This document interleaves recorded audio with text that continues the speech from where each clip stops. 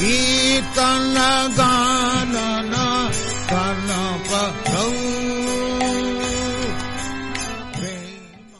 ओम अज्ञानातिमिरन्धस्य ज्ञानाञ्जनशलाकया चक्षुरुन्मिलितं येन तस्मै श्रीगुरवे नमः।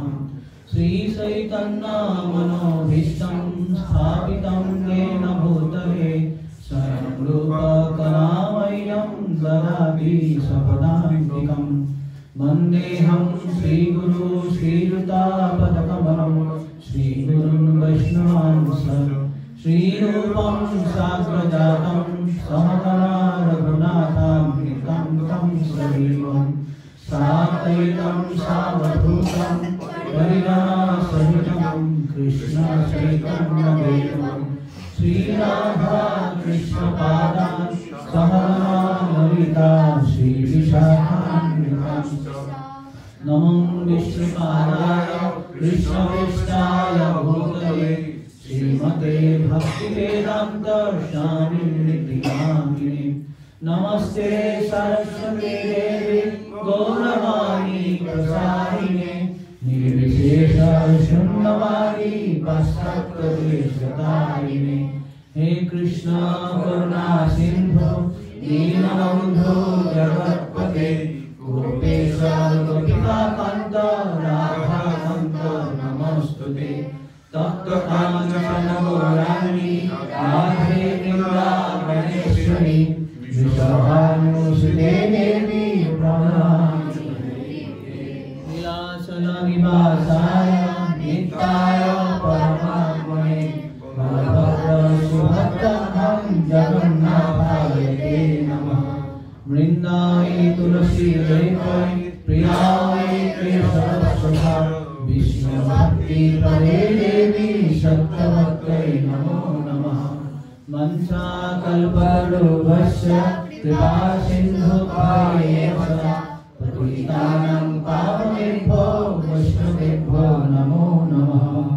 जय श्री कृष्ण चैतन्य प्रभु नित्यानंद श्री अद्वैत गदाधर शिवासादि गौर भक्तवृंद।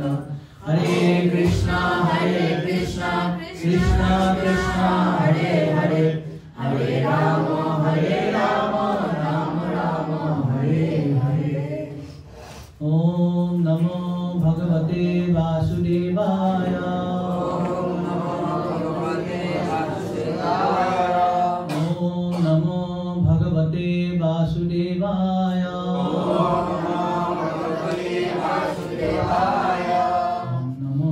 भगवते वासुदेवाय। नारायणं नमस्कृत्य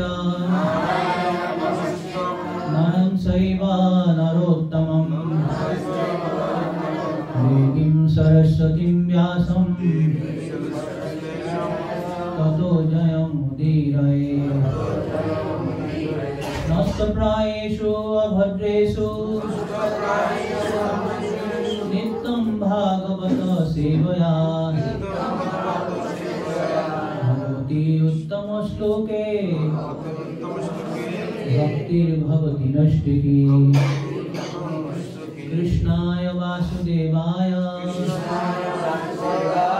देवकी नंदनाय च नंदगोपकुमाराय गोविन्दाय नमो नमः। वन्दे श्री कृष्ण चैतन्य नित्यानंद सहोदितो गौरदये पुष्पवन्तो सिद्धो सन्दो तमोनुदो। आदो यदीयो प्रथम द्वितीयो द्वितीयो तुल्यो कथितो जरूरो नाभिस्तथा पञ्चसमये वसस्तु भूयान्तरं दोर्युगलो तथान्यं कंठस्थुराजं नवमायदीयो मुखारविन्दं दशमं प्रफुल्लम् एका मानसयश्वरान्तभक्तं शिरोपितुदारशयेव भाति तमादिदेवं करुणानिधानं तमालवर्णं सुहितावतारम् अपार संसार समुद्र सेतु भयामहे भागवतस्वरूपम् मुखं तेजिमासानं गुणं फलतिनि यत्कृपातमहं वन्दे श्रीगुरुर्नतारिणं परमानन्दमाधवं श्रीचैतन्यईश्वरं नमो विष्णुपादाय कृष्णपृष्ठाय भूतले श्रीमते जयप्रकाशाय नामिने नमो आसज्यपदाय नीताय प्रभवनाय गौरकथामदाय नदोग्रामतारिणे हरि ओम तत्सत् हरे कृष्ण उपस्थित समस्त वैष्णव वैष्णवদের শরণে ধন্যবাদ প্রণামী নিবেদন করছি পৌষ পার্বণ উপলক্ষে আপনাদের অভিনন্দন আমার পরমানন্দ গুরুদেব শ্রী শ্রীমৎ জয়প্রকাশ স্বামী গুরু মহারাজ রাতুল শরণে আমার ধন্যবাদ প্রণাম এবং আমার পরম গুরুদেব কৃষ্ণ কৃপা শ্রীমতী শিল অভয় শরণ অরবিন্দ ভক্তি বেদান্ত স্বামী শিল প্রভুপাদের শরণে আমার ধন্যবাদ প্রণাম এখন আপনাদের আজকে আজকে আমার সেশন শুরু করছি তো গত পাঠে আমরা প্রথম স্কন্ধের দ্বিতীয় অধ্যায়ের প্রথম 7টি শ্লোক আমরা আলোচনা করেছিলাম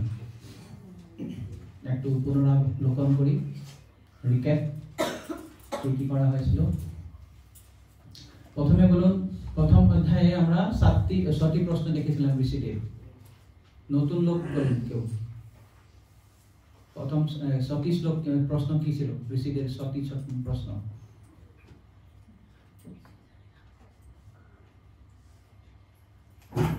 মনে আছে তোমার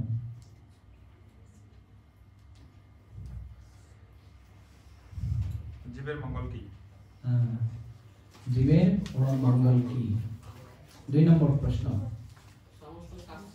সমস্ত প্রশ্নের সার এগুলো আমরা রিক্যাপ করে থাকলে না আমার সুবিধা হয় নালে এই যে প্রথম চ্যাপ্টার থেকে সেকেন্ড চ্যাপ্টার থার্ড চ্যাপ্টার কি অন্য জায়গায় দেব একটু ভুলে যাব এইজন্য খাইতে শুইতে বসিতে উঠিতে এগুলো রিক্যাপ করে থাকতে হয় ভগবান কেন দেবকীর গর্ভে জন্মগ্রহণ হ্যাঁ 3 নম্বর প্রশ্ন ভগবান কৃষ্ণ কেন দেবকীর গর্ভে জন্ম আবির্ভাব হয়েছিলেন 4 নম্বর প্রশ্ন পুরুষাবতার কি 6 নম্বর 5 নম্বর লীলাবতার সমূহ বর্ণনা করুন আর 6 নম্বর হচ্ছে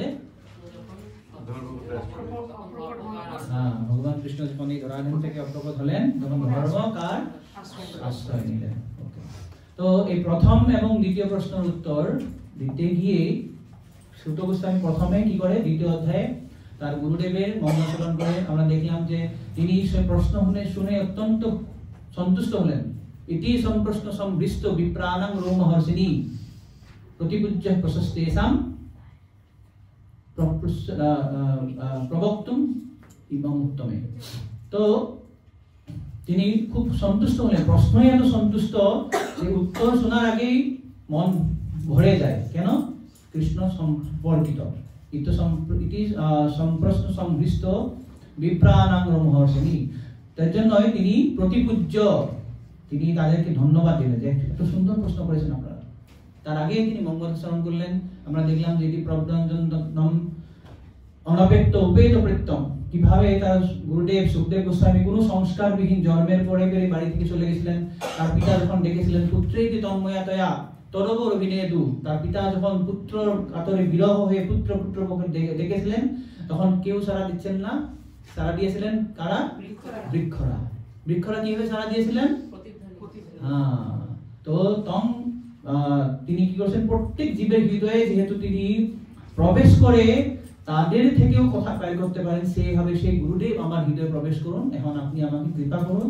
যাতে আমি কিছু বলতে পারি এইভাবে সুত গোস্বামী তার গুরুদেবকে স্মরণ করেছিলেন তারপরে তিনি বললেন যস্যান ভাবম অখিল শ্রুতিসারম একম অধ্যাত্মদীপম অতিতিতির শতাম তমন্ধম যে তিনি নিজের স্বলব্ধ অভিজ্ঞতার মাধ্যমে সে ভাগবতম তিনি হৃদয়ঙ্গম করেছিলেন স্ব অনুভাব তারপর এই সংসারী নাম করুণয়া এই সংসারের যে তাপক্লিষ্ট যারা এই সংসারের দুঃখ কষ্ট থেকে পার হয়ে যেতে চায় তাদের প্রতি করুণা হয়ে এই ভাগবত বলেছিলেন তো তাই সেই গুরুকে আমি প্রণাম করি যে গুরু হচ্ছে গুরুম মুনিনা সমস্ত মুনিদের তিনি গুরু।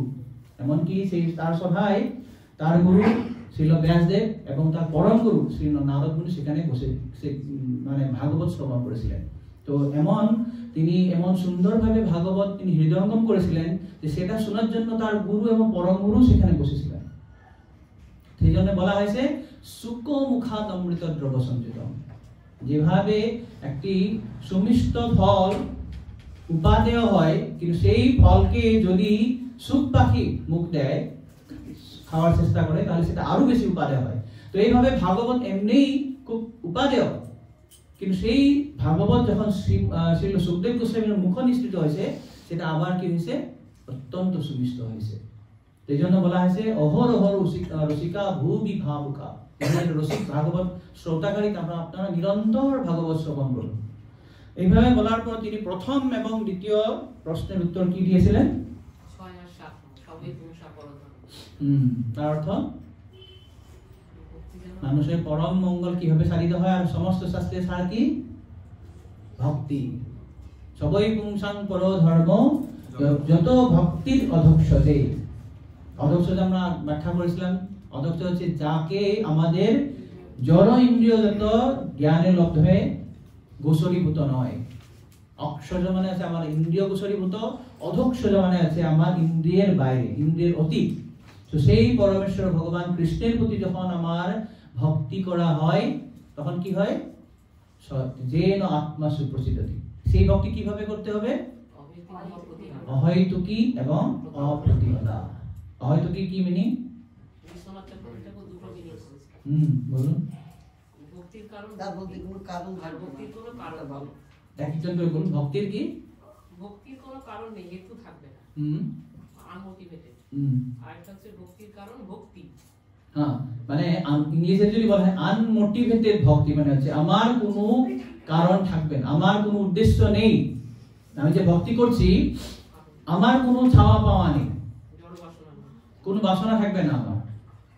সেটা হচ্ছে এক নম্বর কারণ, সেটা অহৈতুকের একটা অর্থ। আরেকটা অর্থ হচ্ছে কজলেস। একটা হচ্ছে আনমোটিভেটেড, একটা হচ্ছে কজলেস।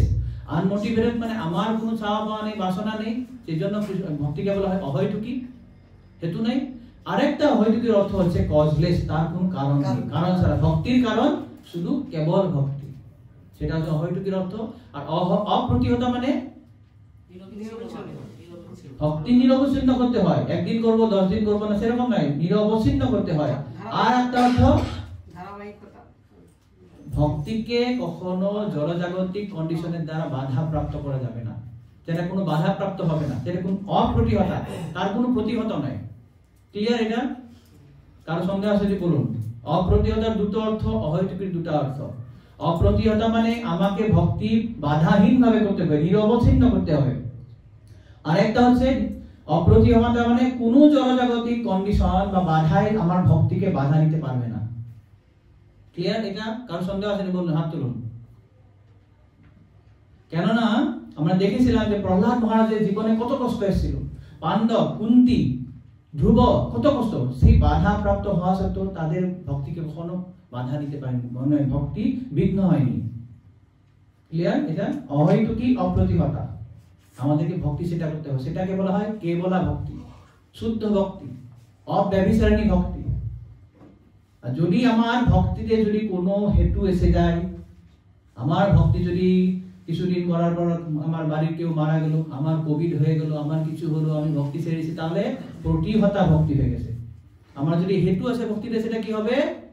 ভক্তি কর্মমিশ্রা হবে, না তো জ্ঞান মিশ্রা হয়ে যাবে। যদি আমার ভক্তির সঙ্গে যদি কর্ম মিশ্র হয়ে যায়, সেটা কর্মমিশ্রা ভক্তি। যেমন দুধে যদি জল মিশ্রিত দেওয়া যায়, কি বলা হবে? জল মিশানো দুধ বলা কি না?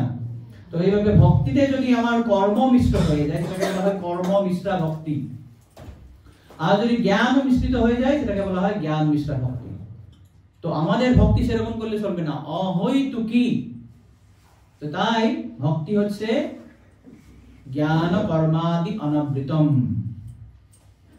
জ্ঞান কর্মাদি, জ্ঞান আর কর্মের দ্বারা কখনো আবৃত্ত হবে না। তো তাহলে আমি ভক্তি করলে আমি মূর্খ হয়ে যাবো নাকি? আমি কিছু জানবো না?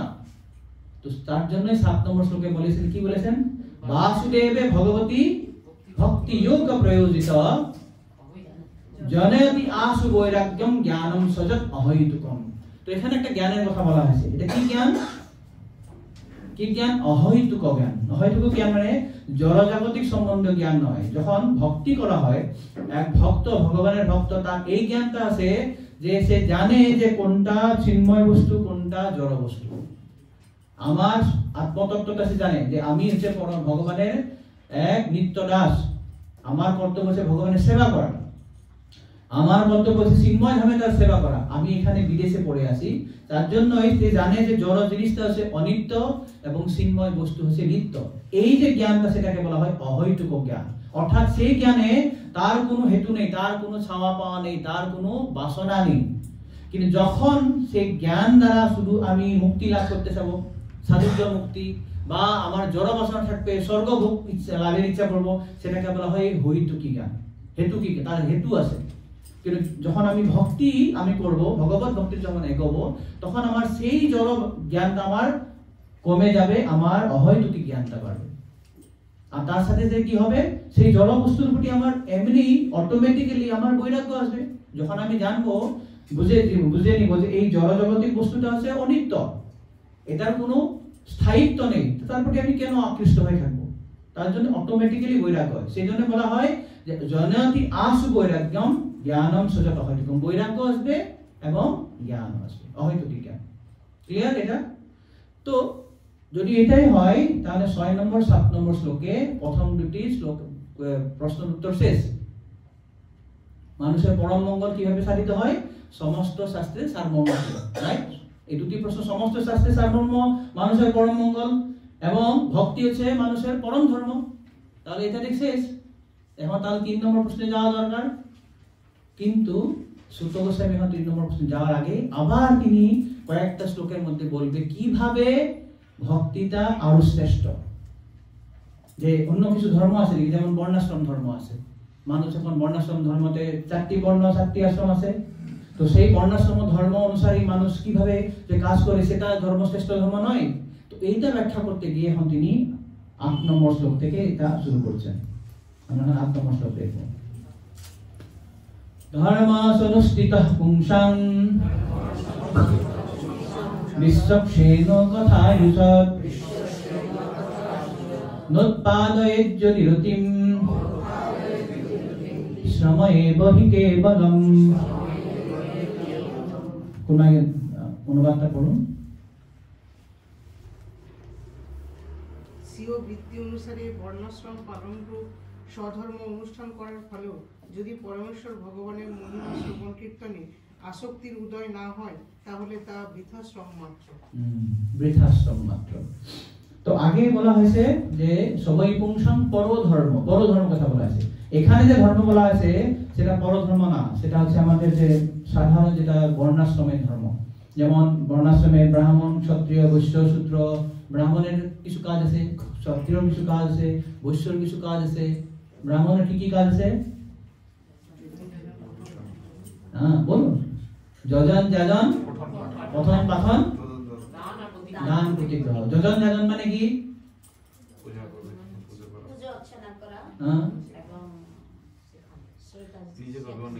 মানে নিজেকে জানা,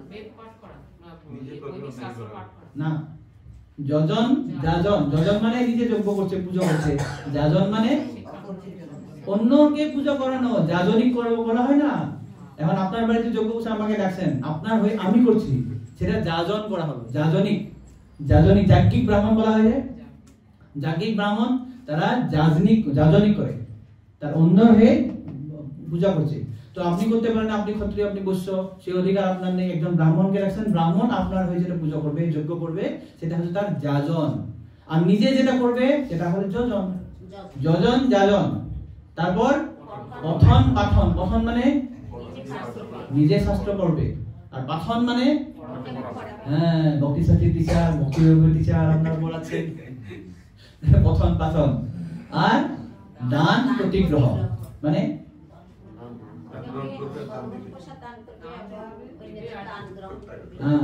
তো ব্রাহ্মণ সবসময় তার অন্য কিছু কাজ নেই, ও কোনো ইনকাম করবে না। শাস্ত্রে বলা আছে ব্রাহ্মণ কখনোই আপাতকালীন অবস্থাও ও অন্য বর্ণের কাজ নেয় না। তো তার কাজ হচ্ছে খালি লোককে শাস্ত্র শিক্ষা দেওয়া, পুজো করানো। তো যখন যেরকম পুজো করবে বা দিবে, লোক যা দিবে সেটাই নেই। যেমন ধরুন যখন কৃষ্ণের যখন জন্ম হয়েছিল তখন তার জাতকর্মের জন্য বিভিন্ন ব্রাহ্মণদেরকে ডাকা হয়েছিল। নন্দ মহারাজ অনেক কিছু দিয়েছে, দান দিয়েছে। কোনো ধরুন গ্রামে এক খুব গরিব লোক, তার একটি মেয়ে আছে, মেয়েকে বিয়ে দিতে হবে। তো বিয়ের জন্য মুহূর্ত বের করতে হবে, তার ঠিকুজি দেখতে হবে। তো ব্রাহ্মণকে ডেকে নিয়ে আসবে, দিয়ে ব্রাহ্মণকে বলবে, হে ব্রাহ্মণদেব, আপনি আমার এই কার্যটা করে দেন, তা খুব সুবিধা হয়। তো ব্রাহ্মণ সুন্দরভাবে দেখে সময় দিয়ে দেবে যে এই সময় এই ডেটে আপনি বিয়ে করতে হবে।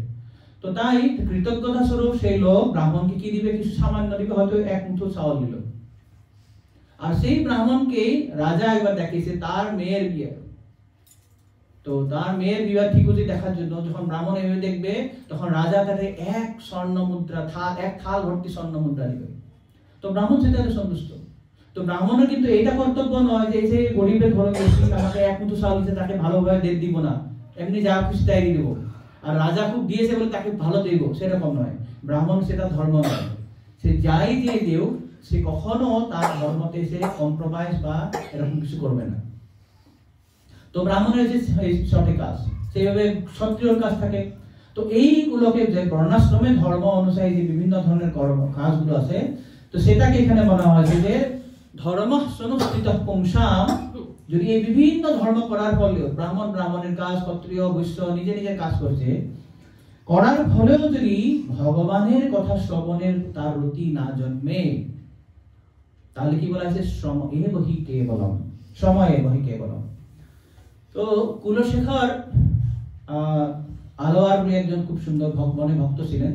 তিনি এক সুন্দর শ্লোকে লিখেছেন, তার যে মুকুন্দমালা সূত্র আছে, খুব সুন্দর সুন্দর শ্লোক আছে। তিনি বলেছেন, আমনায় ভসনান্নরন্নরুদিতম বেদব্রতান্নান্নহম মেদস্যেদ ফলানি পূর্ত বিধয় সর্বম হুতম ভস্মনি তীর্থানাম অবগাহনানি স্নানম গজ ইতি যৎপদম দণ্ডম্বোরুহম সংস্কৃতিম বিজয়তে দেবস্য নারায়ণম। তিনি বলেছেন যে আমি যদি খুব বেদ পাঠ করি, বিভিন্ন শাস্ত্র পড়ি, গীতা, ভাগবত, চৈতন্য চরিতামৃত, ভক্তি রসামৃত সিন্ধু, সমস্ত গ্রন্থ আমি পড়েছি, এক নম্বর। তারপরে বলেছেন বেদ ব্রতান্নহম, আমি বেদের যে বিভিন্ন ব্রতগুলো আছে সেই ব্রতগুলো খুব খুব শ্রদ্ধা সহিত আমি করছি। তো এটা যদি আমি করি, কি বলেছেন, যদি আমি ভগবান নারায়ণ বা ভগবানের কৃষ্ণর নামের প্রতি যদি আমার কোনো আকর্ষণ নেই, তার যদি রতি না হয়, তার যদি আমি স্মরণ না হয়, সমস্ত বেদ পড়ার ফলেও যদি আমার স্মরণ না হয়, বলা আছে অরণ্য রুদিতম। আমনায় ভসনান্য রণ্য রুদিতম, অরণ্য রোদন। যেমন অরণ্যতে কেউ যদি কান্না করে, কেউ শুনবে? কেউ শুনবে না। তো এই ধরনের যদি ভগবান নারায়ণের প্রতি যদি আমার রুচি না হয়, ভগবানের প্রতি যদি আমার স্মরণ না হয়, আমনায় ভসনান্য রণ্য রুদিতম, অরণ্য রোদন বলে বলা হয়েছে। বেদ ব্রতান্নহম, যে বেদে যে বিভিন্ন ব্রতগুলো করা হয়, সেটাকে বলা হয়েছে মেদ সেদ ফলানি। কোনো মোটা ব্যক্তি যখন এই যে এসব করে না, বিভিন্ন ধরনের যোগ এসব করতে হয়, মেদ ক্ষয় হয়, মানে ওয়েট লস প্রোগ্রাম। আমরা এখন টাকা দিয়ে ওয়েট লস প্রোগ্রাম করি না, জিমে যাই, দিয়ে আমি ক্ষীণ হয়ে যাই, এসব ওয়েট লিফটিং করি। কেন? আমার শরীর থেকে ওজন কমাতে হবে। তো এখানে সেটাই বলেছে তিনি, যে মেদ সেদ ফলানি। এই ধরনের যে বিভিন্ন ধরনের ব্রতগুলো পালন করা থেকে, এটা ব্রত করবো, ওটা ব্রত করবো, এটা খাবো না, ওটা খাবো না, এই করবো না, কিন্তু কৃষ্ণের প্রতি আমার কোনো স্মরণ নেই, রতি নেই, সেটাকে বলা হয় শুধু খালি মেদ সেদ ফলানি। আপনার খালি ফ্যাট কমবে, চর্বি কম হবে। তারপরে বলা আছে পূর্ত বুধয় সর্বং হুতং ভস্মানি। বিভিন্ন ধরনের শাস্ত্রে যত যজ্ঞ আছে সব যজ্ঞ করছেন, কিন্তু কৃষ্ণের প্রতি রতি নেই, সেটাকে বলা হয়েছে ভস্মের মধ্যে সুন্দর ঘি ঢালছেন আপনি। আমি যখন যজ্ঞ করি, আগুনে ঘি দিতে হয়, তাই না? এখন আপনার বাড়িতে সুন্দর গাওয়া ঘি আছে, একদম গরুর ঘি সুন্দর, আর সেখানে আপনি ঢালছেন শুধু মানে ছাইয়ের উপরে, সেটা লাভ হবে? কিছু লাভ হবে না। আর বলছেন তীর্থ নাম অবগাহনানি, কি বলেছেন তীর্থ নাম ও কাহানি স গজস্থানম, গজস্নান। যদি আমি তীর্থে গিয়েছি, বিভিন্ন তীর্থে গিয়ে অযোধ্যায় যাবো, এখন অযোধ্যা হচ্ছে, সেখানে গিয়ে স্নান করবো, বৃন্দাবনে যাবো যমুনা স্নান, পুরীতে গিয়ে, এখন পুরী যাচ্ছি আমরা কয়েকদিন পরে, সেখানে গিয়ে মহোদধি স্নান, মায়াপুরে গঙ্গা স্নান করলাম, কিন্তু করে ভগবানের প্রতি না, পরম বিজয়তে দেবস্ব নারায়ণ, সেই নারায়ণ বা কৃষ্ণ প্রতি যদি আমার কোনো রতি নেই, সেটা হচ্ছে গজ স্নান। তো এই জন্য বলা, যত আমাদের বিভিন্ন ধর্মই থাকুক, নৈমিত্তিক ধর্ম, যা ধর্ম আমি করি, বর্ণাশ্রম ধর্ম, সমস্ত ধর্মের একটা হচ্ছে লক্ষ্য, সেটা হচ্ছে ভগবান নারায়ণের সন্তুষ্টি বিধান করা। তো এটা হচ্ছে মূল কারণ। এটা দেখুন কেউ একজন পড়ুন, তারপর যে আছে প্রভুপাদ বলেছেন, কোন একজন পড়ুন এটা,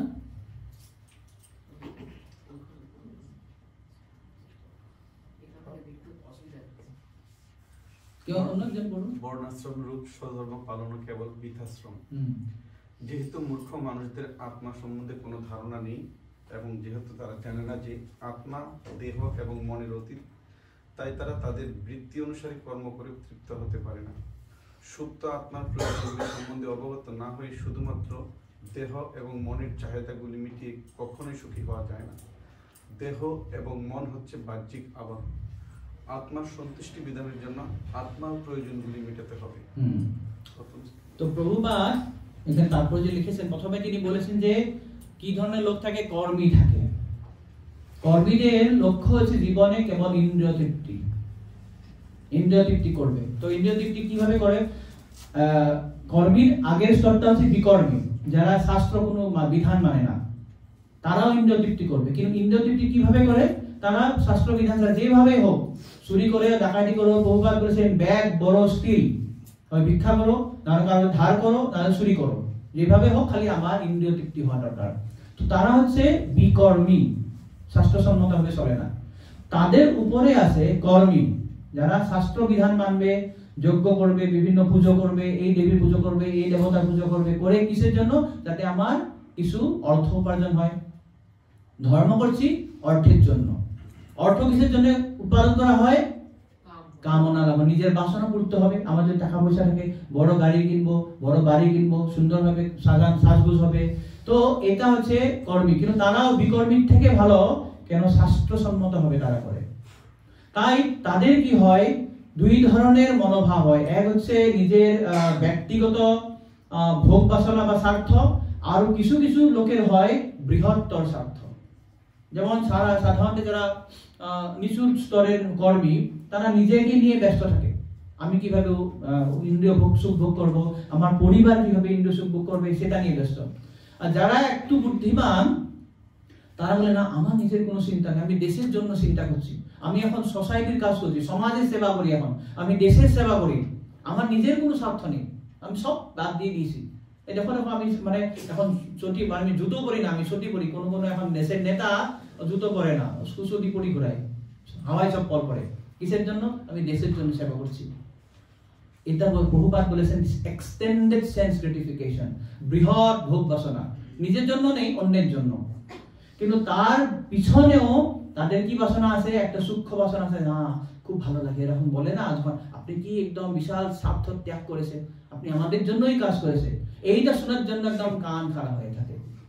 এটা হচ্ছে এক্সটেন্ডেড সেন্স গ্রেটিফিকেশন, বৃহৎ ভোগ বাসনা। তো সেই জ্ঞানীর উপরে, কর্মীর উপরে আছে, তাদের উপরে আছে জ্ঞানী। তারা জ্ঞানীরা স্বার্থ মানে শাস্ত্র অধ্যয়ন করে বুঝে যে এই জড় জগতের বাসনাগুলো খুব ক্ষণস্থায়ী, এগুলো খালি আমাদেরকে কষ্ট দেয়। তো আমার দেখা দরকার এখান থেকে কিভাবে বেরিয়ে যাব, এই জড় জগতের বন্ধন থেকে বেরিয়ে আমাকে মুক্তি লাভ করতে হবে। তাদের মুক্তিটা কিন্তু অন্য ধরনের। সেই মুক্তিটা হচ্ছে ভগবানের সাথে বিলীন হয়ে যেতে চায়, সাযুজ্য মুক্তি, পরম ব্রহ্মজ্যোতিতে বিলীন হতে চায়। কিন্তু মুক্তির আসল অর্থটা হচ্ছে যখন আমি আমার স্বরূপটা উপলব্ধি করব। মুক্তির হিত্যা অন্যথা রূপম স্বরূপেণ ব্যবস্থিতি। যখন জীব নিজের স্বরূপ উপলব্ধি করবে, সেটাই হচ্ছে মুক্তি। শ্রীমদ্ ভাগবতের দশম স্কন্ধের দ্বিতীয় স্কন্ধের 10 নম্বর অধ্যায়ে যখন আমরা দেখেছিলাম ভাগবতের 10টা বিষয়, মনে আছে? অত্র স্বর্গ বিসর্গস্য, সেখানে মুক্তির কথা বলা হয়েছে। মুক্তি হচ্ছে যখন জীব নিজের স্বরূপ উপলব্ধি করবে। আমার স্বরূপ কি? কৃষ্ণের নিত্য দাস। তো আমি যখন এটা উপলব্ধি করবো আমার পরিস্থিতি, আমার পরিচয় হচ্ছে কৃষ্ণের নিত্য দাস, সেটাই হচ্ছে আসল মুক্তি। মুক্তি এমন নয়, প্রভুপাদ বলেছে মুক্তি এমন নয় যে দুটো শিং, চারটা হাত, আটটা চোখ, এরকম মুক্তি নয়। মুক্তি মানে যখন আমি বুঝে যাব যে I am not of this material world, আমি জড় পৃথিবী নয়, আমি জড় দেহ নয়, আমি ভগবানের নিত্য দাস, ভগবানের অংশ, সেটাই হচ্ছে মুক্তি। সেজন্য বলা হয় যাদের এই উপলব্ধিটা হচ্ছে তা কি হয়? জীবন মুক্ত সৌচ্ছতে ইহাদেশ্য হরের দেশে কর্মনা মনসা গিয়া নিখিলাসু অপি অবস্থাসু জীবন মুক্ত সৌচ্ছতে। যার এই উপলব্ধি হয় তো কি হয়? ইহাদেশ্য হরের দাসে, যখন বুঝে যে আমি হরির দাস, ভগবানের দাস, এই উপলব্ধি যখন হবে তখন কি হয়? নিখিলাসু অপি অবস্থাসু, অর্থাৎ সমস্ত অবস্থাতে, সমস্ত অবস্থা মানে সে জড় জগতেই থাক বা চিন্ময় জগতেই থাক, পাতালে থাক বা পৃথিবীতে থাক বা ব্রহ্মলোকে থাক বা সর্বলোকে থাক, যেখানে থাকুক না কেন তারই উপলব্ধি হয়েছে যে আমি কৃষ্ণর দাস, আমি কৃষ্ণের কিঙ্কর, আমার কাজই হচ্ছে কৃষ্ণ সেবা করা। তখন কি হয়? নিখিলাসু অপি অবস্থাসু জীবন মুক্ত সৌচ্ছতে, সে জীবন মুক্ত হয়ে যায়, এই জড় দেহের মধ্যেই সে মুক্ত হয়ে যায়। তো এটা হচ্ছে আসল মুক্তি। তো কিন্তু যারা জ্ঞানী তাদের সেই মুক্তি নয়, তারা ভাবে যে আমি ব্রহ্মজ্যোতিতে কিভাবে বিলীন হয়ে যাব, তাদের সেই একটা নয়। তার জন্য এই যে উপর এখানে বলছে যে মূর্খ মানুষেরা আত্মা সম্বন্ধে কোনো ধারণা নেই। তারা আত্মা সম্বন্ধে কিছু জানে, তারা ভাবে যে আত্মা বা দেহ যা কিছু আছে সব এইটাই। তারা এটা ধারণা নেই যে আত্মা কি জিনিস আর দেহ কি জিনিস। তারা নিত্য দেখছে অহনি অহনি ভূতানি গচ্ছন্তি হজমালয়ম শেষ স্থাবরা মিচ্ছন্তি কিমাশ্চর্য তপরম। যখন যুধিষ্ঠির মহারাজকে জিজ্ঞাসা করেছিলেন যজ্ঞ যে পৃথিবীর সব থেকে আশ্চর্য জিনিসটা কি, তিনি বলেছেন অহনি অহনি ভূতানি গচ্ছন্তি হজমালয়ম। প্রত্যেক দিন লোক জমালয়ে যাচ্ছে, শেষ স্থাবরা মিচ্ছন্তি কিমাশ্চর্য তপরম। যারা এখনো বেঁচে আছে তারা হচ্ছে না আমি বেঁচেই থাকবো, এর থেকে আশ্চর্য কি আছে। তো এই লোকেরা যারা দেখছে তার বাবা মারা গেছে, তার দাদু মারা গেছে, তার ছেলে মারা গেছে, তার স্ত্রী মারা গেছে, তবাও সে ভাবে না যে আমার একদিন মৃত্যু হবে। তারা কান্না করে আমার বাবা চলে গেল। তো বাবা কোথায় চলে গেল? বাবার সামনেই আছে, আছে তো, কিন্তু কে গেল সেটা তখনও বোঝে না। তাই বলা হয়েছে যে মূর্খ মানুষেরা তার আত্মা সম্বন্ধে কোনো ধারণা নেই। তার জন্য তারা কি হয়? এই ধরনের কাজ করে দেহের সন্তুষ্টি বা মনের সন্তুষ্টি করে কখনো শান্তি পেতে পারে না, কখনো শান্তি পেতে পারে না। তো আত্মার সন্তুষ্টি বিধানের জন্য আত্মার প্রয়োজনগুলি মেটাতে হবে, প্রভুপাদ সেটা বলেছেন। তাহলে কিভাবে মেটাতে হবে? বহু সুন্দর ব্যাখ্যা লিখেন, তাৎপর্য লিখেছেন, simply by cleansing the cage of a bird one does not satisfy the bird. Sorry.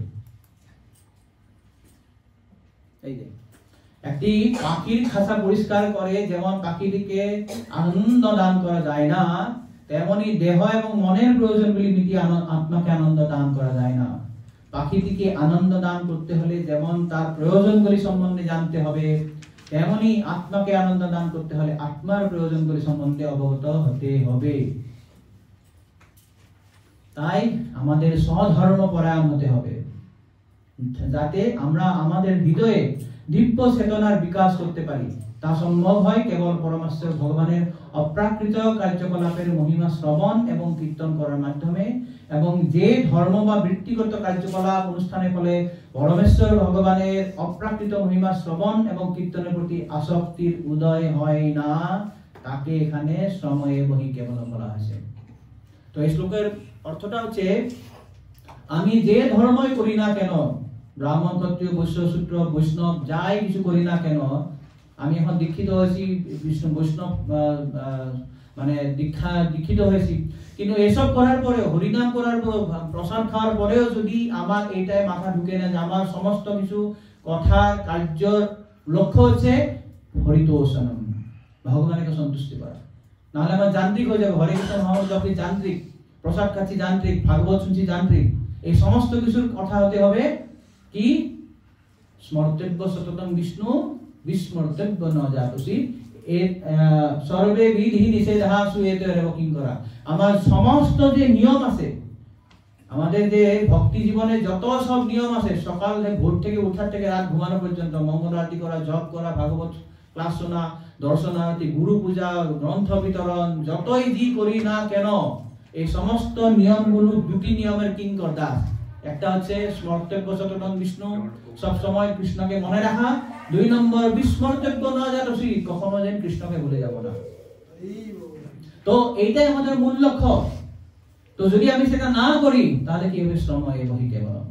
তাই সেটা বলেছেন যে ধর্ম সংস্থিতা পুংসং বিশ্বক্সেন কথাস্য নোৎপাদয়ে যদি রতিং সময়ে বহি কেবলম।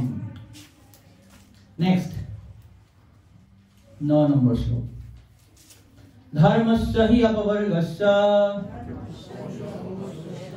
নার্থ অর্থায় উপকল্পতে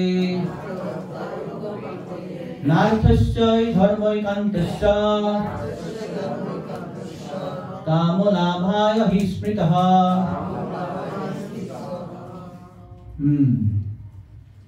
তো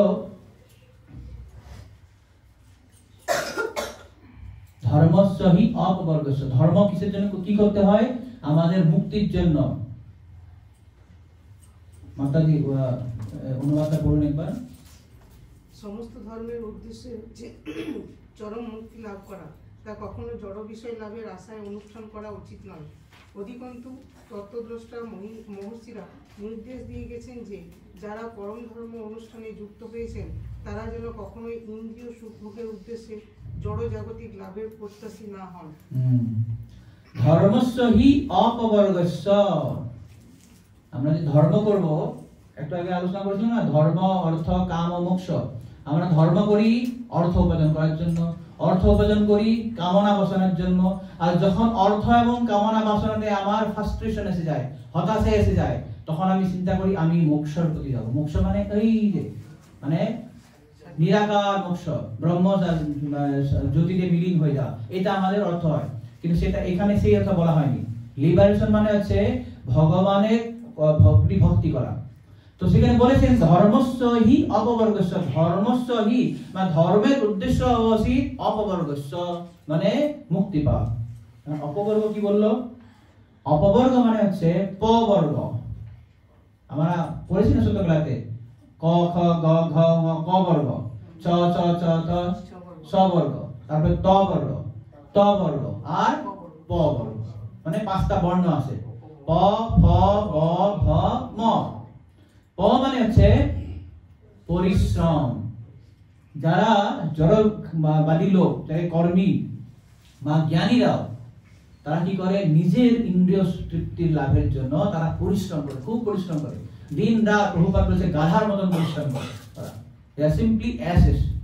গাধার মতন পরিশ্রম করে কি করবে? পর পিছনে কি আছে? ফ মানে ফেনা। যেমন আমরা দেখি অনেক পশুরা যখন যেমন যে গরু ছাড়ে, যখন শ্বাসবাস করে, বা ঘোড়া হোক বা গাধা হোক, পরিশ্রম করার পরে মুখ দিয়ে ফ্যান বাইর হয়। এইভাবে লোকেও বিভিন্ন ধরনের পরিশ্রম করার পরেও একদম পরিশ্রান্ত হয়ে যায়, ক্লান্ত হয়ে যায়। প ফ, তারপর করার পরে, এত কষ্ট করার পরে কি হয়? তার ব্যর্থতা। ব প ফ ব, ব্যর্থ, ফেইল ইন এন্ডেভার, ব্যর্থ হয়ে যায়। তারপরে কি হয়? ব্যর্থ যখন হয়ে যাবে, হায় রে এত সময় গেল, এত কষ্ট গেল, এত অর্থ গেল, আমার সব শেষ, ভয় হয়ে যায়, এখন কি হবে আমার জীবনে? এই ভয় করতে করতে আলটিমেটলি শেষে হয় মৃত্যু। মৃত্যু হয়ে আবার এই চক্রে আসবে, নাগরদোলা চক্রে। এইভাবে পবর্গতে ঘুরেই থাকে। কিন্তু ধর্ম আমাদের করতে হয়, ধর্মের উদ্দেশ্য হচ্ছে অপবর্গস্য, মানে এই যে চক্রটা আছে পবর্গ চক্র, সেখান থেকে বেরিয়ে যাওয়া। সেটাই বলা আছে ধর্মস্য হি অপবর্গস্য নার্থ অর্থায় উপকল্পতে। এর ধর্মের এটা করা উচিত নয়, অর্থ নয়, অর্থায় উপকল্পতে মানে অর্থ উপার্জন করার জন্য ধর্ম করতে নয়। ক্লিয়ার? আমাকে ধর্ম অর্থ উপার্জন করার জন্য নয়। নার্থস্য ধর্মৈকান্তস্য। এখন যারা এই যে ভক্তি করার জন্য বা ভগবানের ধর্ম করার জন্য যারা খুব উৎসাহী, ঐকান্তিক ভক্তি, ঐকান্তিক উৎসব আছে, তাদের কি হয়? যখন ধর্ম অর্থ পেয়ে যায়, তাদের কাছে যদি কিছু ম্যাটেরিয়াল গেইন কিছু আছে, জড়জাগতিক কিছু যদি সম্পত্তি এসে যায়, সেটা আবার কি বলেছেন? কামলাভায় বিস্মিতঃ, তাদের কামনা বাসনা করার জন্য নয়, মানে আমি অনেক লোকে কি করেছে, খুব কষ্ট করেছে তোর অর্থ উপার্জন করার জন্য, তাদের অর্থ হচ্ছে না।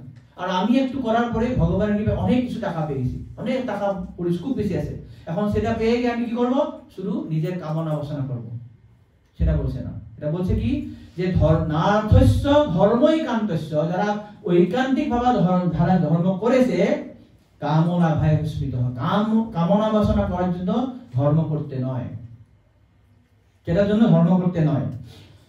তো সংক্ষেপে কি বলা হয়েছে যে এই যে নৈমিত্তিক ধর্মের উদ্দেশ্য হচ্ছে আমার অপবর্গ হওয়া বা মুক্তি হয়ে যাওয়া।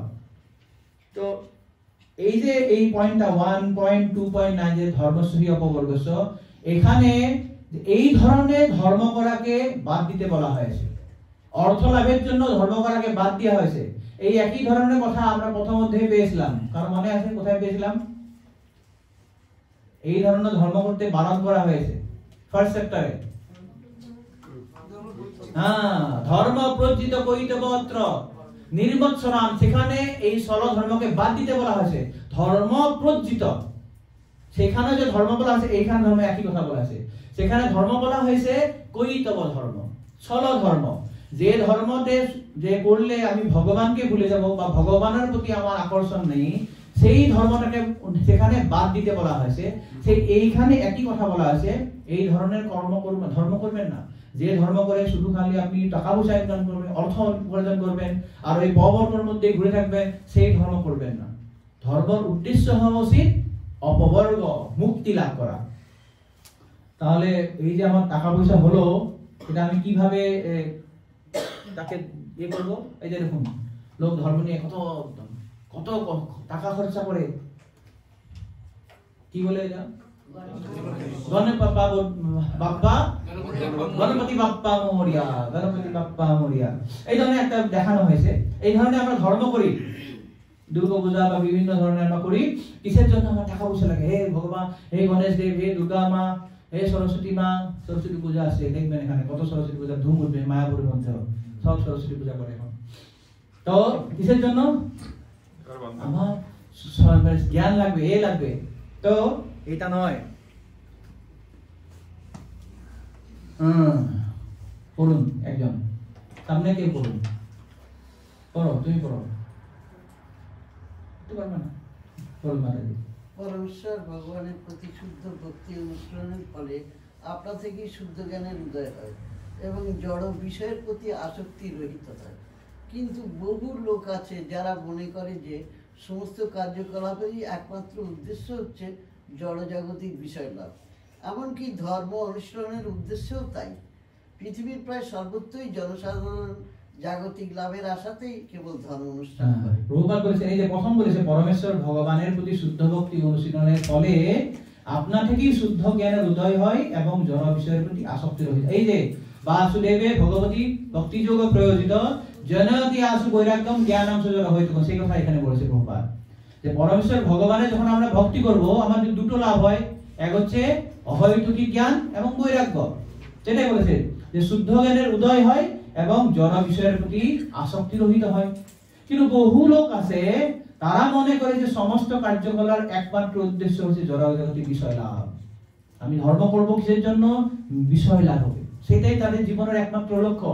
এমনকি সেইভাবে ওরা ধর্মও করে।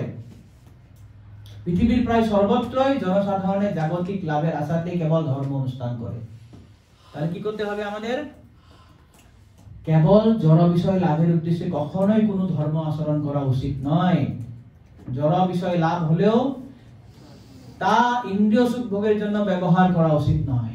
এখন টাকা পয়সা এসেছে, কি করবো আমি?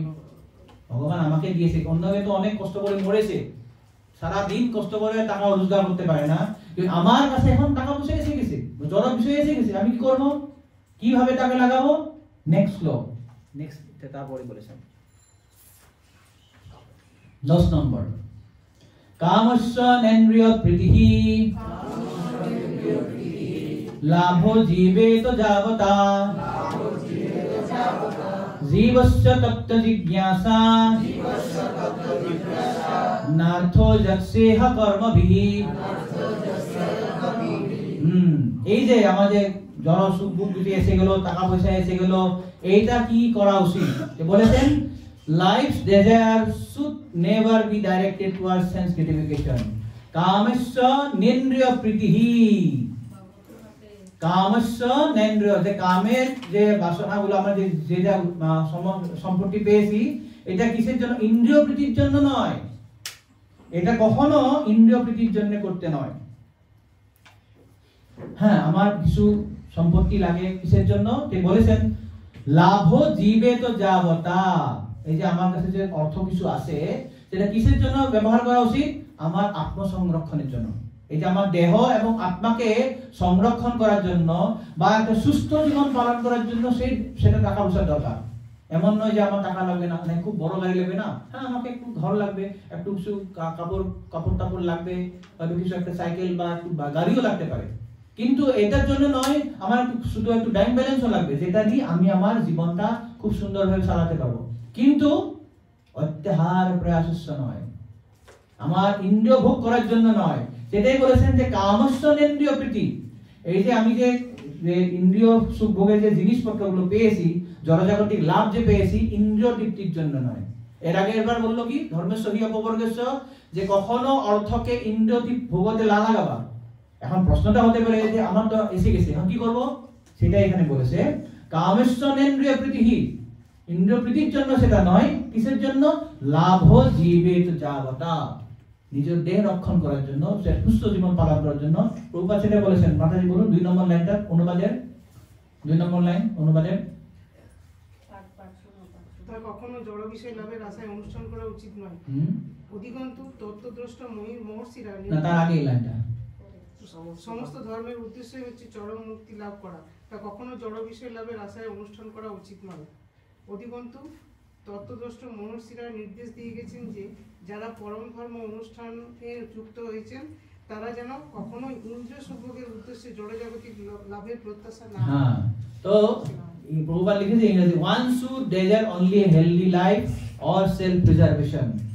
এই যে আমাকে লক্ষ্য রাখা উচিত আমি কিভাবে যে একটা সুস্থ জীবন পালন করব, নিজের আত্মসংরক্ষণ করব, সেটার জন্য আমার যে টাকা পয়সা সেটা দরকার। লাভ জীবে তো যাবতা, মানে আমার জীবন ধারণের জন্য যতটুকু দরকার সেটা করা দরকার।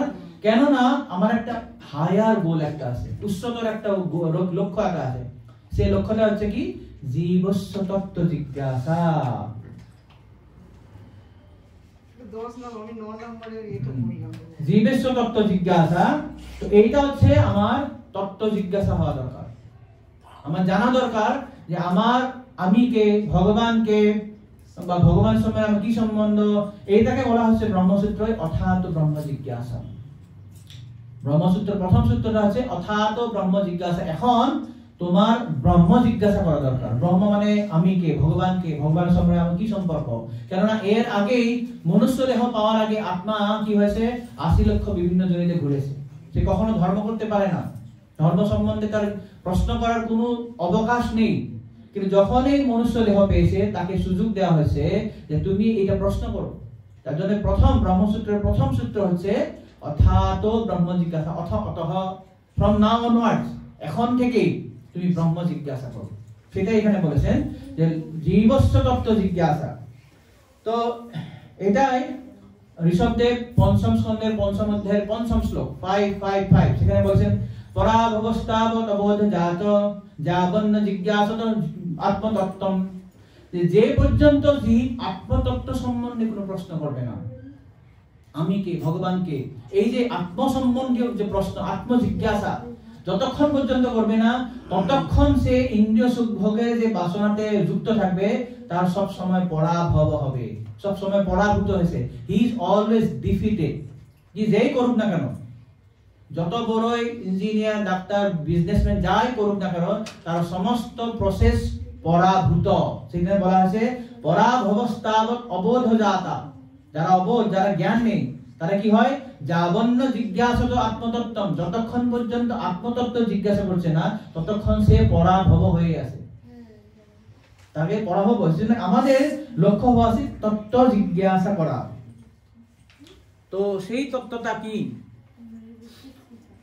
এখানে বলেছেন যে জীবনের সমস্যাগুলি নিয়ে কেউ মাথা ঘামাচ্ছে না, কেউ মাথা ঘামাচ্ছে। আমার সমস্যা নাকি? আমরা কি জানি আমার জীবনের সমস্যা? মাতাজি বলুন জীবনের কি কি সমস্যা আছে আমাদের? কি সমস্যা আমাদের? থাকা ঘর নেই, একদম জমি একটা পেয়েছিলাম সেটা ইসকনে বানাতে দিচ্ছে না বাড়ি, এই সমস্যা। কেউ জমি একটা পেয়েছি ঘিরে দিয়েছি, সেখান দিয়ে যেতে পারছি না। কত সমস্যা আমাদের জীবনে, তাই না? সেগুলো সমস্যা। তো সমস্যা দুই ধরনের আছে। কি দুই ধরনের? একটা আপেক্ষিক সমস্যা, একটা হচ্ছে পরম সমস্যা, অ্যাবসলিউট এন্ড রিলেটিভ। রিলেটিভ মানে যে কোনো সমস্যা হয়তো আজকে আছে কালকে নেই। আপনার আছে আমার নেই, আপনার সমস্যা, আপনার গাড়ি নেই আমার গাড়ি আছে, তো আপনার যে গাড়ি না থাকার সমস্যা আমার তো নেই, তাই তো? আপনার টাকা পয়সা নেই, আমার বিশাল বড় বিল্ডিং আছে, তো আপনার যে পয়সা না থাকার যে সমস্যা আমার তো সেটা নেই। এটাকে বলা হয় আপেক্ষিক সমস্যা, মানে একজনের আছে একজনের নেই। আপেক্ষিক সমস্যা বোঝা গেল? কারো বাচ্চা নেই, ডাক্তারের কাছে 10 বছর হয়ে গেছে, বিয়ে বাচ্চা হচ্ছে না। কারো বাচ্চা হচ্ছে, হওয়ার পরে নষ্ট হয়ে যাচ্ছে। কারো বাচ্চা হয়েছে, ছেলে মেয়ে ভালো কথাই শুনে না, খুব দুষ্ট হয়ে গেছে।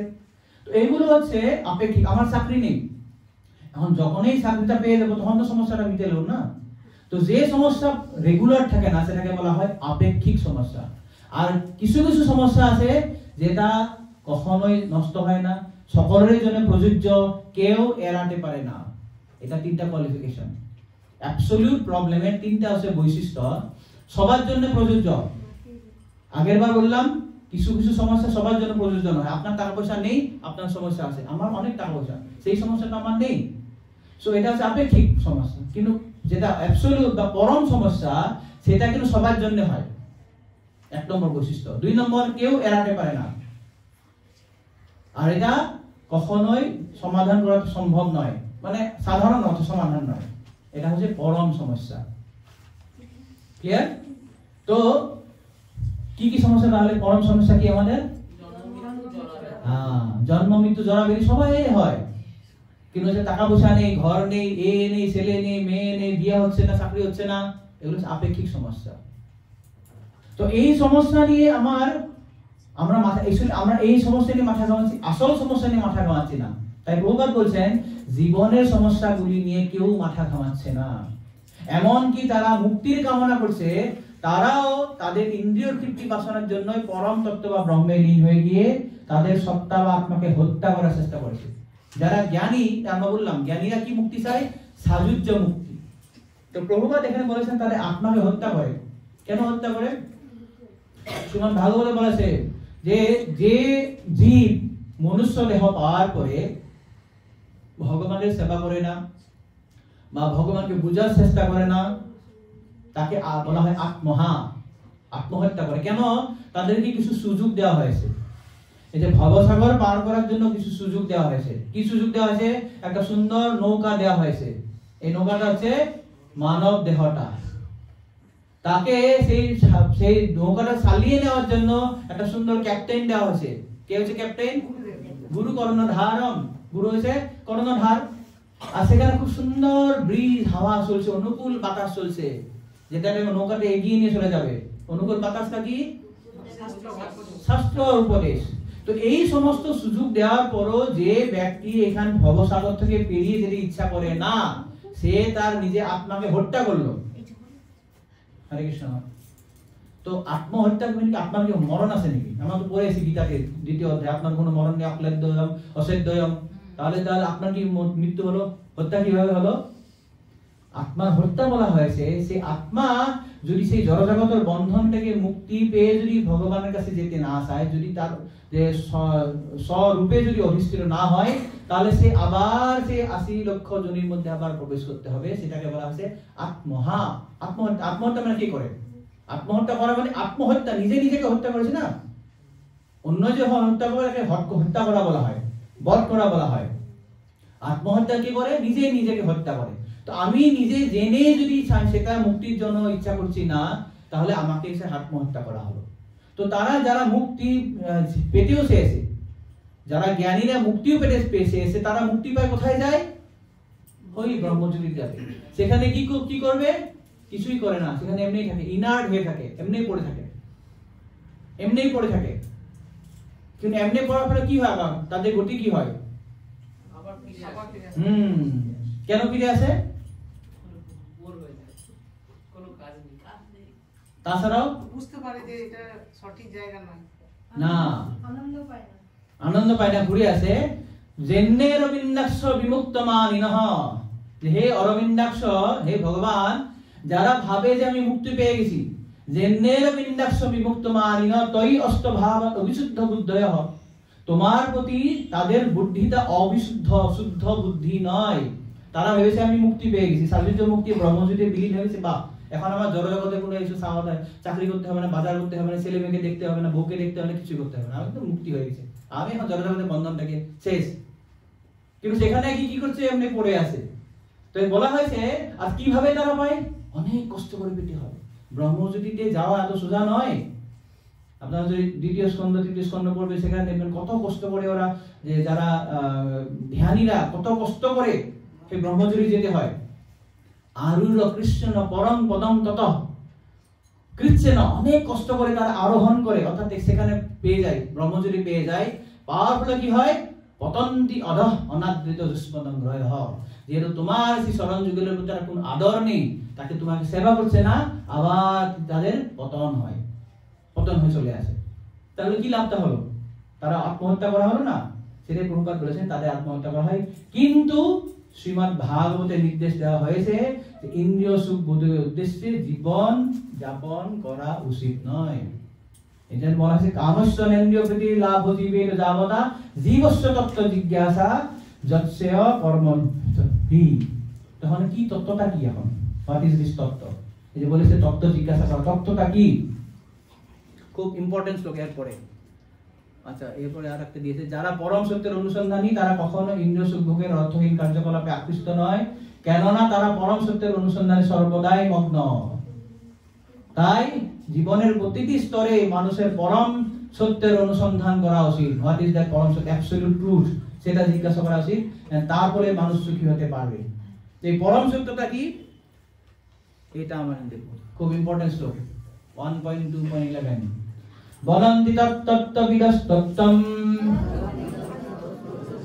যজ্ঞানমদ্বয়ম ব্রহ্মেতি পরমাত্মেতি ভগবানিতি শব্দতে। বদন্তি তত্ত্ববিদস্তত্ত্বম যজ্ঞানমদ্বয়ম ব্রহ্মেতি পরমাত্মেতি ভগবানিতি শব্দতে। বদন্তি, বদন্তি মানে তারা বলে, কারা বলে, কি বলে, তত্ত্ব সম্বন্ধে বলে। এই যে বলা হলো তত্ত্ব জিজ্ঞাসা, সেই তত্ত্ব সম্বন্ধে তারা বলে, কারা বলে, বিদস্তত্ত্বম, তত্ত্ববিদস্তত্ত্বম, যারা তত্ত্ববিদ লোক, যারা এই সম্বন্ধে বুঝেছে, লার্নেড ট্রান্সেন্ডেন্টাল, যারা এই সম্বন্ধে বুঝেছে, তারা বলে যে সেই জ্ঞানটা, যে জ্ঞানটা হচ্ছে কি জ্ঞান, সেই পরম সত্যের জ্ঞানটা হচ্ছে অদ্বয়ম। অদ্বয়ম মানে যেখানে অদ্বিতীয়, যেখানে কোনো দুটো নেই, নন ডুয়েল, মানে যেখানে দুটো নেই, একটাই মাত্র জিনিস। অর্থাৎ পরম সত্য সব সময় একটাই হয়, দুটো হতে পারে না। একম এব দ্বিতীয়, অসম ঊর্ধ্ব, নাম শুনেছেন? অসম ঊর্ধ্ব মানে যার কোনো সমান নেই, যার কোনো ঊর্ধ্বেও নেই, সেটাই বলা হয় পরম সত্য। তো সেই অদ্বয় জ্ঞানটাকে তারা কিভাবে বলে, তিন ধরনের বলে, ব্রহ্মেতি, পরমাত্মেতি এবং ভগবানিতি। ব্রহ্ম বলেও বলে, পরমাত্মা বলেও বলে, ভগবান বলেও বলে। এই যে তত্ত্ব জিনিসটা, যারা তত্ত্ববিদ তারা বলে যে তত্ত্ব জিনিসটা ব্রহ্ম বলে বলা হয়, পরমাত্মাও বলা হয়, ভগবান বলা হয়। তো আপনারা ভগবদ্গীতার 7.7 শ্লোকতে জানেন, সেখানে ভগবান কি বলেছেন তার বিষয়ে, মত্তঃ পরতরম নান্যৎ কিঞ্চিৎ অস্তি ধনঞ্জয় ময়ি সূত্রম ময়ি সর্বমিদং প্রতং সূত্রে মণিগণাঃ। এই সমস্ত মণিগুলো আমাকে আশ্রয় করে থাকে, তাই আমার চেয়ে শ্রেষ্ঠ কেউ নেই। মত্তঃ পরতরম নান্যৎ, ন অন্যৎ, আমার থেকে শ্রেষ্ঠ অন্য কিছুই নেই। তো যে সমস্ত কিছু বস্তু, সমস্ত কিছু আত্মা ভগবানকে আশ্রয় করে থাকে। যেভাবে একটা মালাতে মণিগুলো একটা সুতোকে আশ্রয় করে থাকে, আমরা সুতোটা দেখতে পাই না, কিন্তু মণিগুলোকে আমরা দেখতে পাই। তাই সুতোকে না দেখলেও আমাদের বোঝা দরকার যে সেই মালার পিছনে, মণিগুলোর পিছনে একটা সুতো আছে। একই ধরনের সৃষ্টির সমস্ত জিনিস, সমস্ত আত্মা মানে সজীব এবং অজীব, সমস্ত কিছুই ভগবানকে আশ্রয় করে থাকে। এখন আমাদের একটা সন্দেহ থাকে, আমরা শুনেছি পরমাত্মা সব জীবের হৃদয়ে থাকে, শুনেছি তো যে এগুলো জীব তাদের মধ্যে থাকে, যেগুলো অজীব তাদের মধ্যে থাকে না তো পরমাত্মা। মনি এরকম করছে, থাকে না তো মনি? কে অজীব মানে জীব নেই, এই যে টেবুল প্রাণ নেই, প্রাণ নেই, কিন্তু ভগবানকে আশ্রয় করে থাকে, তারা পরমাত্মা থাকে ভিতরে। আমি জানি এই জন্য প্রশ্নটা জিজ্ঞাসা, এটা ক্লিয়ার হওয়া দরকার। থাকে কি থাকে না? কার কার মধ্যে থাকে হাত তুলুন।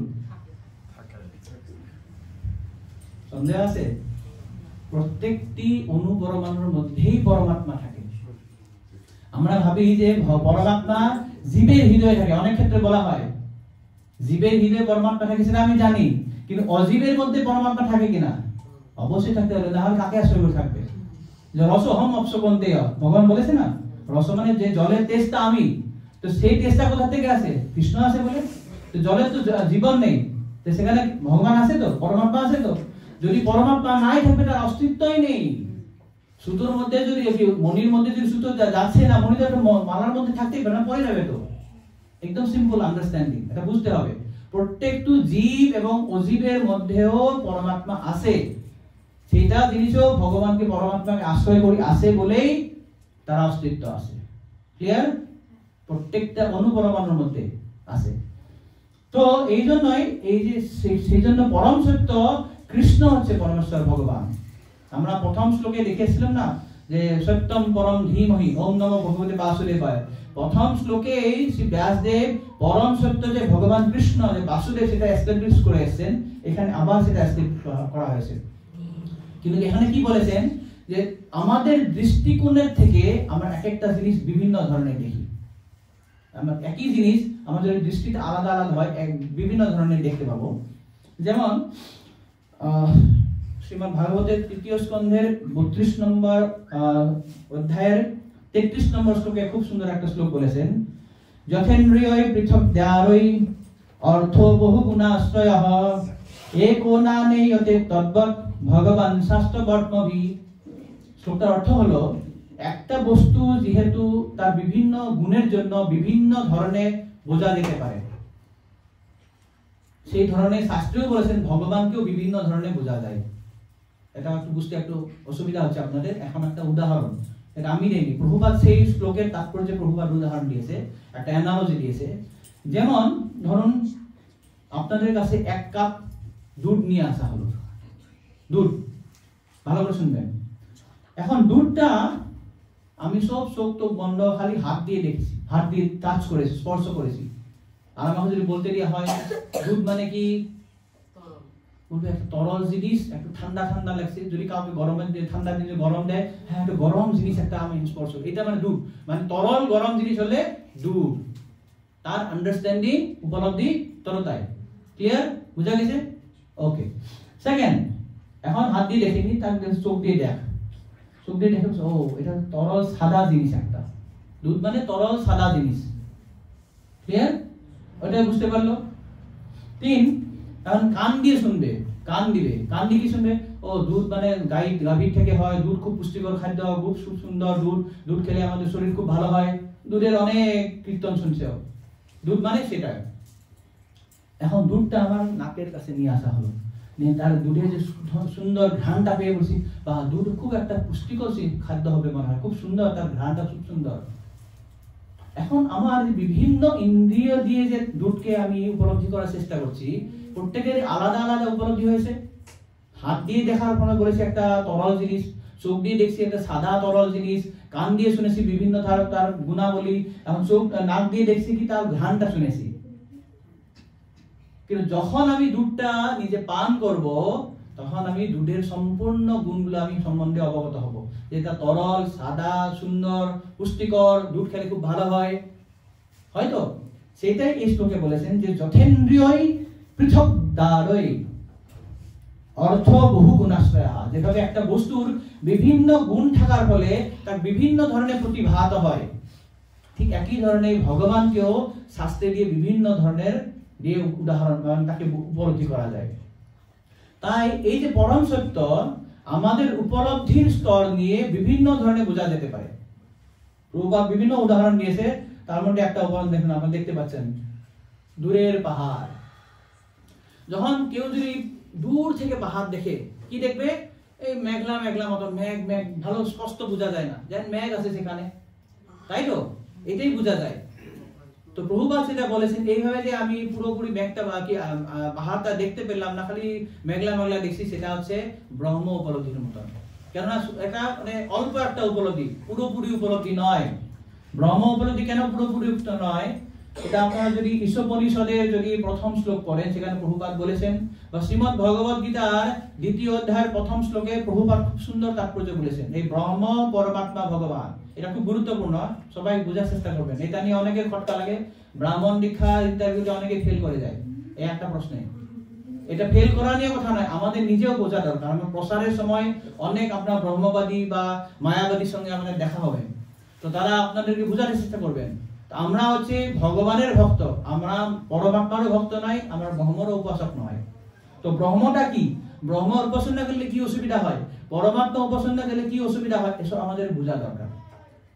তো ব্রহ্ম উপলব্ধি হচ্ছে আংশিক উপলব্ধি, পরমাত্মা উপলব্ধি তার থেকে একটু বেশি, কিন্তু সেটাও সম্পূর্ণ নয়। ভগবান উপলব্ধি শ্রেষ্ঠ উপলব্ধি। কিভাবে? তো এই ঈশোপনিষদের শ্লোকে প্রভুপাদ বলেছেন ভগবান হচ্ছে সৎ চিৎ আনন্দময়। সৎ মানে কি?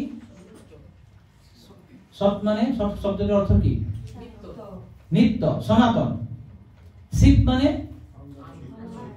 পূর্ণ জ্ঞানময়, আনন্দ মানে আনন্দময়। তো পরমেশ্বর ভগবান হচ্ছে সৎ চিৎ আনন্দময়।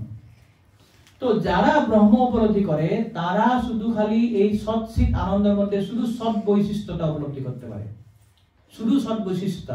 তার মানে ওরা বুঝে যে পরম সত্য হচ্ছে সনাতন, নির্বিশেষ, সারদিকে এটা বিস্তার হয়ে আছে, অর্থাৎ ব্রহ্ম সারদিকে আছে, তাদের সেটা উপলব্ধি। পরম সত্য সারদিকে আছে, সর্বব্যাপ্ত, নিরাকার, সনাতন, বাস এটাই তাদের উপলব্ধি। তার জন্য তারা কি করতে চায়, সেই আলোতে যেমন সূর্যের রশ্মি যেভাবে সারদিকে ব্যাপ্ত হয়ে থাকে, তারাও বলে যে ভগবান সর্বব্যাপ্ত, সেই সর্বব্যাপ্ত ব্রহ্মজ্যোতির মধ্যে গেলেই আমার কাজ শেষ, সেটাই আমার আলটিমেট ডেস্টিনেশন, চূড়ান্ত আমার লক্ষ্য, রাইট? সেটা হলো ব্রহ্ম উপলব্ধি। যারা ভগবান উপলব্ধি করে তাদের দুটো উপলব্ধি হয়, সৎ উপলব্ধি হয়, চিৎ উপলব্ধি হয়। তিনটা ছিল না? ব্রহ্ম উপলব্ধি শুধু সৎ উপলব্ধি হয়েছে। যারা পরমাত্মা তাদের সৎ এবং চিৎ, তারা বুঝতে পারে যে পরম সত্য হচ্ছে নিত্য, সনাতন, এবং পরম সত্য হচ্ছে পূর্ণ জ্ঞানময়। তাদের একটা রূপ আছে, সেই রূপটা আমার হৃদয়ে আছে, চতুর্ভুজ রূপ, সেই জন্য আমি সেই রূপের ধ্যান করবো। তাই যারা ধ্যানীরা তারা কি করে, পরমাত্মার যে চতুর্ভুজ রূপ আছে তার প্রতি ধ্যান করার চেষ্টা করে। কিন্তু তাদের উপলব্ধি পূর্ণ নয়, কেন? তারা সৎ এবং চিৎ উপলব্ধি করছে। কিন্তু যারা ভগবান উপলব্ধি করছে তাদের উপলব্ধি পূর্ণ এই জন্য নয়, তারা সৎ, চিৎ এবং আনন্দ তিনটাই উপলব্ধি করতে পারে। তার জন্য ভগবানের ভক্ত আনন্দ হয়, সবসময় আনন্দ থাকে। তারা বুঝে যে পরমেশ্বর বা পরম সত্য একজন ব্যক্তি, যে ব্যক্তির সঙ্গে আমি ভাবের আদান প্রদান করতে পারবো, তাকে সেবা করার মাধ্যম দিয়ে আমার প্রেমের আদান প্রদান করতে পারবো। যার জন্য কি হয়, তখন যখন প্রেমের আদান প্রদান হয়, এক ব্যক্তির সঙ্গে যখন ভাবের আদান প্রদান হয়, তখন আমার আনন্দ হয়। এখন আমি যদি একা একটা বাড়িতে বসে একদম খালি ধ্যান করে থাকলাম, আমি কার সঙ্গে আদান প্রদান, কারোর সঙ্গে আনন্দ করতে পারবো না। যারা কিছুই রূপ জানে না, যারা ব্রহ্মবাদী জ্ঞানী, যারা ব্রহ্ম উপলব্ধির চেষ্টা করছে, তারা শুধু খালি মানে শূন্য, তাদের তো কোনো রূপ নেই। তো এইভাবে কোথায় আনন্দ পাবে? তারা আনন্দ পায় না। কিন্তু যারা ভগবানের উপলব্ধি করছে, যারা ভক্তি করছে, তারা সৎ, চিৎ, আনন্দ তিনটাই উপলব্ধি করে। তার জন্যই তাদের উপলব্ধিকে বলা হয় পূর্ণতম উপলব্ধি। তো এই যে আপনারা দেখলেন এই পাহাড়ের উদাহরণ প্রভুপাদ দিয়েছেন, এটা হচ্ছে ব্রহ্ম উপলব্ধি। নেক্সট, যখন আপনি পাহাড়ের আরো নিকটে যাবেন, এখনো কিন্তু ঢুকেননি, কিন্তু আরো একটু নিকটে দেখছেন, সেখানে গাছপালা আছে, একদম সুন্দর সুন্দর গাছ আছে, পাথর টাথর আছে, ঝর্ণা আছে, রাস্তা আছে, তাই এটা হচ্ছে আরো কিছু বোঝা গেল। এটা হচ্ছে আংশিক উপলব্ধি পাহাড়ের। আরো যখন আপনি নিকটে যাবেন, এখন পাহাড়ের ভিতরে অনেক জন্তু আছে, বড় বড় জন্তু আছে, হাতি আছে, বাঘ আছে, কত কি আছে, কারণ মানুষ থাকবে, ঘর থাকবে। তো এইভাবে যখন আমরা ভিতরে সমস্ত দেখবো, সেটা হচ্ছে আমাদের পূর্ণ উপলব্ধি। কিন্তু এখানে আমরা অনেকে ভুল করে, যখন বলতে যে হয় ব্রহ্ম পরমাত্মা ভগবান, বলে এই যে দূরের মানে পাহাড়টা ধুন্না ধুন্না মেঘলা মেঘলা হচ্ছে সেটা ব্রহ্ম, যে একটু কাছে গেলে যে ভালো দেখা যায় সেটা হচ্ছে পরমাত্মা, আর যখন পাহাড়ের ভিতরে ঢুকবো সেটা হচ্ছে ভগবান। এইটা নয়, এটা হচ্ছে উদাহরণ দিয়ে বোঝানো হয়েছে। ক্লিয়ার হয়েছে সবাই? প্রশ্ন সন্দেহ হচ্ছে প্রশ্ন বলুন। বুঝতে পারছি যে পাহাড়ের যে উদাহরণ দেওয়া হয়েছে, দূরের পাহাড়, একটু কাছের পাহাড়, আর একদম ভিতরে ঢুকে যাওয়া, এটা বোঝা গেছে? ওকে, যদি সন্দেহ, সেকেন্ড উদাহরণ প্রভুপাদ বলেছেন যেমন সূর্যের রশ্মি। সূর্যের রশ্মি দিয়ে প্রভুপাদ বলছেন, যেমন সূর্যের রশ্মি যখন আমরা দেখি, অনেকে সূর্য রশ্মিটা স্টাডি করে, সেখানে ওরা খুব খুশি থাকে, সূর্য রশ্মিতে অনেক কিছু আছে, ফোটন আছে, ইলেকট্রন আছে, অনেক কিছু আছে, সেই রশ্মির স্টাডি করে আমি সূর্য সম্বন্ধে জানতে পারবো। তাদের আন্ডারস্ট্যান্ডিং বা তাদের মানে স্যাটিসফ্যাকশনটা সেখানে ওরা সন্তুষ্ট হয়ে থাকে। কিন্তু যারা আরো বেশি জানতে চায়, তারা সূর্য গোলক সম্বন্ধে জানতে চাইবে, যে সারফেসটা কি রকম, সেখানে কি অ্যাক্টিভিটি হয়। তাদের জ্ঞানটা, যারা সূর্য রশ্মি পেয়েছে তাদের থেকে একটু বেশি, তাদের সেই উপলব্ধিকে বলা হয়েছে তারা পরমাত্মা উপলব্ধি করার মতো। যারা শুরু সূর্য রশ্মি উপলব্ধিতে সন্তুষ্ট, তাদের উপলব্ধি ব্রহ্ম উপলব্ধির মতো। আর যারা সূর্য গোলকের ভিতরে ঢুকে যাবে, তখন দেখতে পাবে ও সেখানে তো বিবস্বান আছে, সূর্যদেব আছে, তার ঘর আছে, তার মন্ত্রী আছে, বা বিভিন্ন ধরনের লোক আছে, কিভাবে তার দেহ থেকে অগ্নি বিচ্ছুরিত হয়, এই সমস্ত জ্ঞান যখন পাবে, সূর্য সম্বন্ধে সমস্ত জ্ঞানেই তার আছে। সূর্য সম্বন্ধে যখন জ্ঞান হবে, তখন বুঝতে পারবে কিভাবে সূর্য রশ্মি আসে। সূর্য সম্বন্ধে যখন তার সমস্ত জ্ঞান হবে, গোলকটার সম্বন্ধে জ্ঞান হবে। তার জন্যই যারা ভগবান উপলব্ধি করে, তাদের মধ্যে ব্রহ্মজ্যোতির জ্ঞানও আছে, তাদের মধ্যে পরমাত্মার জ্ঞানও আছে, পুরোপুরি সম্পূর্ণ। সেটাকে বলা হয় পূর্ণতম উপলব্ধি। এটা ক্লিয়ার হয়েছে? ক্লিয়ার সবাই? কার ফটকা আছে? সূর্যের আলোর পরমাত্মার জ্ঞানটা তুমি কি করে? সূর্যের দূর থেকে দেখলাম, আলো হলো, সেটা ব্রহ্ম যেটা বললো, কিন্তু পরমাত্মার জ্ঞানটা কি করে বুঝবো? না, এটাকে উদাহরণ দিয়ে বোঝা। যেমন আমি যদি সূর্যের রশ্মিটা নিয়ে যদি সন্তুষ্ট, সেই উপলব্ধিটা হচ্ছে ব্রহ্মর উপলব্ধির মতন। যারা ব্রহ্ম উপলব্ধি করে, তারা এইটাতেই সন্তুষ্ট নয়। পরম সত্য মানে নিরাকার, সর্বব্যাপ্ত, বাস এটাই। তার উপরে কিছু আছে বলে জানতে চায় না। যেমন ভাবে যারা সূর্য রশ্মি জেনে যে সন্তুষ্ট হয়েছে, তাদের সেই একই অবস্থা ব্রহ্ম উপলব্ধির মতন। এখন যারা পরম সত্য সম্বন্ধে আরো বেশি জানতে চায়, না আরো কিছু জানবো, তখনও জানতে পারবে না পরম সত্য আমাদের হৃদয়ে আছে, তা তো চতুর্ভুজ রূপ। তাদের সঙ্গে আমার যদি যখন আমি যদি ধ্যান করি, তখন হয়তো পরমাত্মাকে লাভ করব। তো তখন তারা সৎ এবং সিট উপলব্ধি করবে। তাদের উপলব্ধিটিকে বোঝানোর জন্য বলা হয়েছে যে সূর্য গোলকটা বোঝানো। যদি আমি সূর্য গোলকটা বুঝতে পারি, তাহলে আমি সূর্য রশ্মি সম্বন্ধেও জ্ঞান থাকবে, সূর্য গোলক সম্বন্ধেও জ্ঞান থাকবে। সেটাকে বলা হয়েছে পরমাত্মা উপলব্ধির মতন। সেটা পরমাত্মা নয় কিন্তু, হ্যাঁ, এটা বোঝানোর জন্য। আর যারা গোলকের ভিতরে ঢুকে যাবে, ভিতরে গিয়ে দেখবে ও সেখানে বিবস্বান থেকে সমস্ত রশ্মিচ্যুত হয়েছে সবকিছু, তখন তো সূর্য রশ্মি সম্বন্ধেও বুঝবে, গোলক সম্বন্ধেও বুঝবে, আর পুরোপুরি গোলক তো ভিতরে যে কি আছে সমস্ত কিছু জানবে। তো সেটাকে বলা হয় ভগবান যারা উপলব্ধি করে, তারা ব্রহ্ম সম্বন্ধেও জ্ঞান আছে, আর পরমাত্মা সম্বন্ধেও জ্ঞান আছে। তাই 1.5 মনে হয় 1.9.5 পঞ্চম অধ্যায় 12 নম্বর শ্লোকে বলা আছে যে নৈষ্কর্মম অপি অচ্যুত ভাব বর্জিত ন জ্ঞানম সৌভতে অলম নিরঞ্জনম। যারা মানে ব্রহ্ম জ্ঞান নিয়ে যারা সন্তুষ্ট, তাদের জ্ঞানটাও অমল নয়, তাদের জ্ঞানটা শুদ্ধ নয়। কেননা তারা ভগবত সম্বন্ধ জ্ঞান নেই। আমি যদি শুধু ব্রহ্ম জ্ঞান নিয়ে বা জ্ঞান যুক্ত নিয়ে যদি আমি কর্মগুলো করছি, সেই জ্ঞানটাও শুদ্ধ জ্ঞান নয়। নৈষ্কর্মম অপি অচ্যুত ভাব বর্জিতম ন শোভতে, তার ভালো দেখা যায় না। ন শোভতে জ্ঞানম নিরঞ্জনম, সেই জ্ঞানটাও শোভা পায় না। নারদ মুনি ব্যাসদেবকে বলছে, আমরা পঞ্চম অধ্যায়ে দেখব। তো এই ধরনের যে পরমেশ্বর ভগবান বা কৃষ্ণের উপলব্ধিটা হচ্ছে সম্পূর্ণ উপলব্ধি। কেননা পরমেশ্বর ভগবান হচ্ছে একম এবং অদ্বিতীয়, অসম ঊর্ধ্ব, এটা হচ্ছে অদ্বয় জ্ঞান। পরমেশ্বর ভগবান হচ্ছে একটা অরিজিনাল সার্টিফিকেটের মতন। যেমন অরিজিনাল সার্টিফিকেট থাকে না আমাদের, তার থেকে আমরা হাজারটা জেরক্স পাই। তো কৃষ্ণ হচ্ছে একজন, পরম সত্য হচ্ছে একজন, অদ্বিতীয়। সেখান থেকে হাজার যারা সোলার মতন হাজার তার কোটি কোটি পরমাত্মা আছে। প্রত্যেকটা জীবের হৃদয়ে এক একটা পরমাত্মা আছে। তো এই পরমাত্মাগুলো হচ্ছে জেরক্স কপির মতন, কিন্তু অরিজিনাল হচ্ছে ভগবান কৃষ্ণ।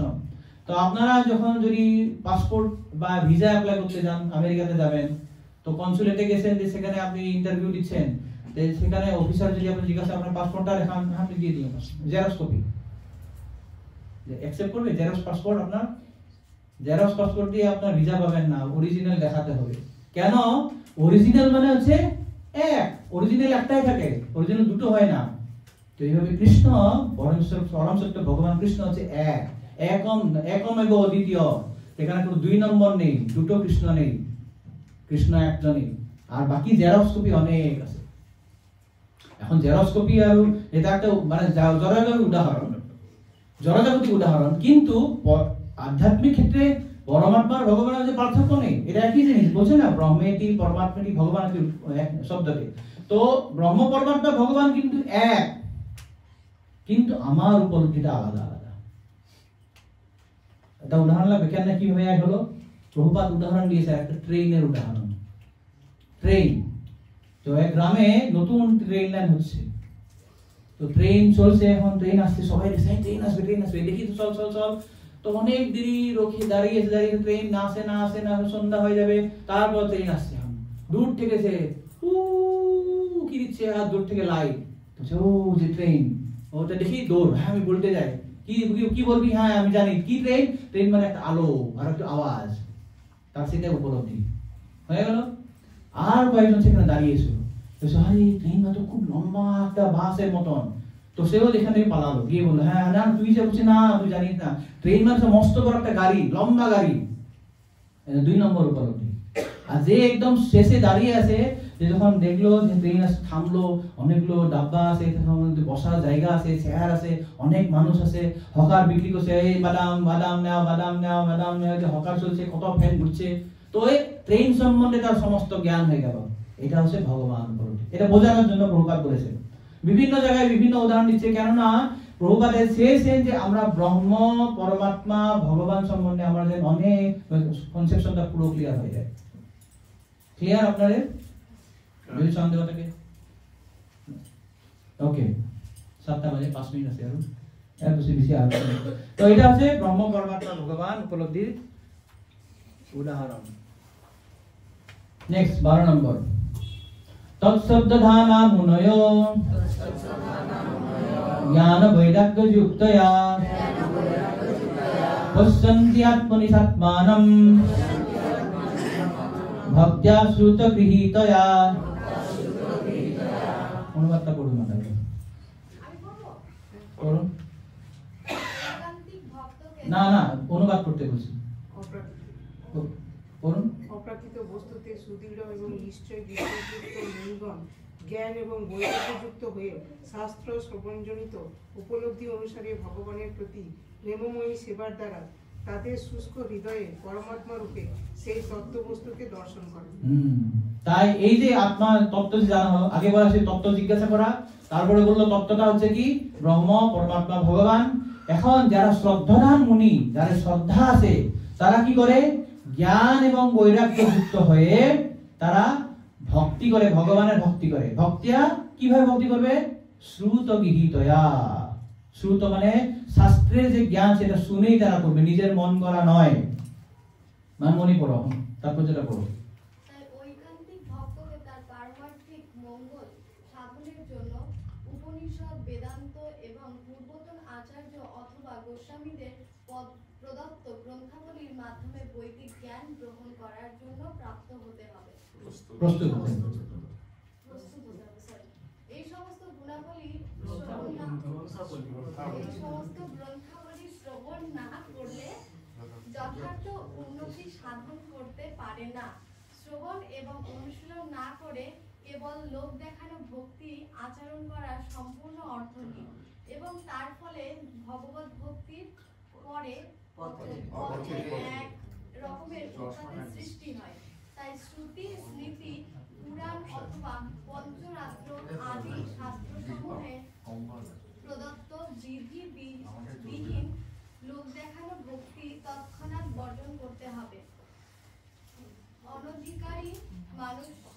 মানুষকে কখনো শুদ্ধ ভক্ত বলে মনে করা উচিত না। দূর থেকে একটু সমস্যা হচ্ছে, মানে এই আবসা হয়েছে। তো এখানে বলেছেন তাই ঐকান্তিক ভক্তকে পারমার্থিক মঙ্গল সাধনের জন্য বিভিন্ন শাস্ত্র গ্রন্থ পড়ে, যারা আমাদের আচার্যগণ দিয়েছে, মানে এমনি লেখা হলে হবে না। ডক্টর সর্বপল্লী রাধাকৃষ্ণনের যে গীতার ভাষ্য করলে হবে না, সেখানে তিনি বলেছেন মনমনা ভগবান ভক্ত ছিল বহুবার রাষ্ট্রীয় বলেছেন। কেন তিনি বলেছেন মনমনা ভগবান ভক্ত শ্লোকটা ব্যাখ্যা করতে গিয়ে ডক্টর সর্বপল্লী রাধাকৃষ্ণন বলেছেন সেখানে যে মনমনা বলা হয়েছে না, আমার মনটাকে ভজনা করো, তিনি বলেছেন এই যে কৃষ্ণকে বলা হয়নি, আর ভিতরে যে মনটা আছে সেখান থেকে মানে সারেন্ডার করা কথা হয়েছে। তো প্রভুপাদ বলেছেন হি ডাজন্ট নো যে কৃষ্ণর দেহ বা শরীর অপ্রাকৃত শরীর এবং তার আত্মার মধ্যে কোনো পার্থক্য নেই, এটা অভিন্ন। তো এটা জ্ঞানটা কখন হবে, যে এই যে গোস্বামীদের প্রদত্ত বা আমাদের আচার্যগণ প্রদত্ত যখন শাস্ত্র অধ্যয়ন করবো তখন সে আমার জ্ঞানটা হবে, নাহলে আমার মন গড়া করবো। সেটা বলেছেন ভক্তা শ্রুত গৃহীতয়া, আমাদেরকে ভক্তি করতে হবে। তারপরে কিভাবে ভক্তি করবো, শ্রুত গৃহীতয়া, আচার্যদের শাস্ত্র অধ্যয়ন করে আমাকে করতে হবে। আর যদি আমি না করি তাহলে কি হবে, শ্রুতি স্মৃতি পুরাণ আদি পঞ্চরাত্র বিধি বিনা ঐকান্তিকি হরের ভক্তি উৎপাতা এব কল্পতে রূপগোস্বামী ভক্তির সন্তুষ্টি। তা আমি শ্রুতি স্মৃতি মানবো না, আমার নিজের মন গড়া করবো, করে কি করবো, সমাজে উৎপাতের সৃষ্টি করব। সেটাই প্রভুপাদ বলেছেন। তারা সব লোক দেখানো ভক্তি করে, লোক দেখানো। অনেক সোজা এখন ইস্কনে আমাদের নিজের খুশি মতো করি, আমরা তিলক করবো না, কালো তিলক করবো, এই করবো তো করবো, নিজের খুশি মতো করি, এইভাবে ভক্তি হয় না। আজকে সময় নেই, পরবর্তী সময় আমরা বলবো প্রভুপাদের মূল মিশন আমরা যদি না করি, না জেনেই যদি আমরা ইস্কনে ভক্তি করতে গেছি, আমরা এখানে ইস্কনে এখন উৎপাতের সৃষ্টি করছি। I am sorry to say, I am very very sorry to say, অনেক রকম দেখা যাচ্ছে। So we should be very very serious. যেটা প্রভুপাদ দিয়ে গেছে তার মূল মিশন জেনে আমাকে ভক্তি করতে হবে, আমার নিজের মন গড়া করলে চলবে না। সেখানে প্রভুপাদ বলছেন লোক দেখানো ভক্তি করলে চলবে না। শাস্ত্রে যেভাবে বলেছে, আচার্যগণ যেভাবে বলেছে, এইভাবে ভক্তি করো, তবেই আমি ভক্তি বুঝতে পারবো। নেক্সট 13 নম্বর। তাই এতদের কথা বলার পর এখন তিনি বলছেন অতঃ পুম্বি দ্বিজশ্রেষ্ঠঃ বর্ণাশ্রম বিভাগসহ সংস্থিতস্য ধর্মস্য সংসিদ্ধির হরিতোষণম। হরিতোষণম আমরা এখন যাই করি, আর জন্য বলা আছে অতঃ দেয়ারফর, সেই জন্য হে দ্বিজশ্রেষ্ঠ ব্রাহ্মণগণ, এই বর্ণাশ্রম বিভাগের দ্বারা আমি যে ধর্মই করি না কেন তার একমাত্র লক্ষ্য হওয়া উচিত সংসিদ্ধির হরিতোষণম, হরিতোষণ করা। রাজীব পড়ো, পড়ো বাপি পড়ো। তাই পরমেশ্বর ভগবানের চরম কর্তৃত্ব সৃষ্টির বিধানে সন্তুষ্টি বিধানে পূর্ব লিখিত প্রত্যেক সদস্যের উদ্দেশ্য হওয়া উচিত। বর্ণাশ্রম বিভাগের উদ্দেশ্য হচ্ছে পরম তত্ত্বকে জানা। এক শ্রেণীর লোকেদের অপর শ্রেণীর লোকেদের উপর ভাবে অধিপত্য হওয়ার জন্য এই বর্ণাশ্রম ধর্ম নয়। ওকে, তো এখানে প্রভুপাদ বলেছেন এই যে বর্ণাশ্রম ধর্ম, বর্ণাশ্রম ধর্মের বাহাদুরি এটা যে এখানে যে স্তরের লোক হোক না কেন, শূদ্র হোক বা বৈশ্য হোক, সেও যদি বর্ণাশ্রম ধর্মে যুক্ত হয়ে সেই মতো যদি আচরণ করে, সেও ভগবত ভক্তি উন্নতি হতে পারবে। কিন্তু কালস্রোতে কি হয়েছিল, মানুষরা এক শ্রেণী আর এক শ্রেণীর উপরে আধিপত্য করার চেষ্টা করে। আমি ব্রাহ্মণ, সাউথ ইন্ডিয়া এমন ছিল, যখন সে সাউথ ইন্ডিয়া কোনো কোনো গ্রাম দিয়ে যখন শূদ্র যায়, ও খুব জোরে জোরে ঘোষণা করে আমি শূদ্র আসছি, আপনাদের জানলাগুলো বন্ধ করে দেন। কেননা শূদ্রকে যদি তার দর্শন করে ব্রাহ্মণরা আবার স্নান করতে হবে, তার জন্য তাকে এরকম বলা হয়েছিল আমি শূদ্র আপনাদের গ্রাম দিয়ে যাচ্ছি, আপনাদের দরজা জানলা বন্ধ করুন। আর সবাই দরজা বন্ধ করবে। এইটা বর্ণাশ্রম ধর্ম নয়। সেটা প্রভুপাদ বলেছেন এক শ্রেণীর লোকেদের অপর শ্রেণীর লোকের উপর কৃত্রিম ভাবে আধিপত্য করার জন্য এই বর্ণাশ্রম ধর্ম নয়। বর্ণাশ্রম ধর্মটা কিভাবে করা আছে, গুণ কর্ম বিভাগস, যার যে গুণ যার যে কর্ম সেটার উপর মানে ভিত্তি করে বর্ণ বা আশ্রম করা হয়েছিল। তো এইটা খুব গুরুত্বপূর্ণ কথা, যার জন্য এখন বর্ণাশ্রম ধর্ম ফেল হয়েছে। যেটা প্রভুপাদ এখানে আবার দৈবী বর্ণাশ্রম ধর্ম স্থাপন করার চেষ্টা করেছিল ইসকনে। তাই সেই বর্ণাশ্রম ধর্ম উদ্দেশ্য হচ্ছে পরম তত্ত্বকে জানা। নেক্সট লাইন পড়ুন। লাল জীবনের চরম উদ্দেশ্য, জীবনের চরম উদ্দেশ্য অথবা বর্ণাশ্রম ধর্মের চরম ফল হচ্ছে পরমেশ্বর ভগবানের সন্তুষ্ট বিধানের জন্য সম্মিলিতভাবে প্রচেষ্টা করা। খুব গুরুত্বপূর্ণ আমাদের এটা, মানে একদম প্র্যাকটিক্যাল অ্যাপ্লিকেশন, ব্যক্তিগত প্রয়োগ। যে এই যে বিভিন্ন আমরা আশ্রম, আমরা ইসকন বর্ণাশ্রম ধর্ম আছে আমাদের। কেউ হয়তো আমাদের ম্যানেজমেন্টে আছে, তারা ক্ষত্রিয়র কাজ করছে, যারা ব্রাহ্মণ তারা সমাজকে জ্ঞান দেওয়ার চেষ্টা করছে, যারা বৈষ্ণব চাষবাস করছে, এই সমস্ত ব্যবস্থা সব দিকেই থাকবে।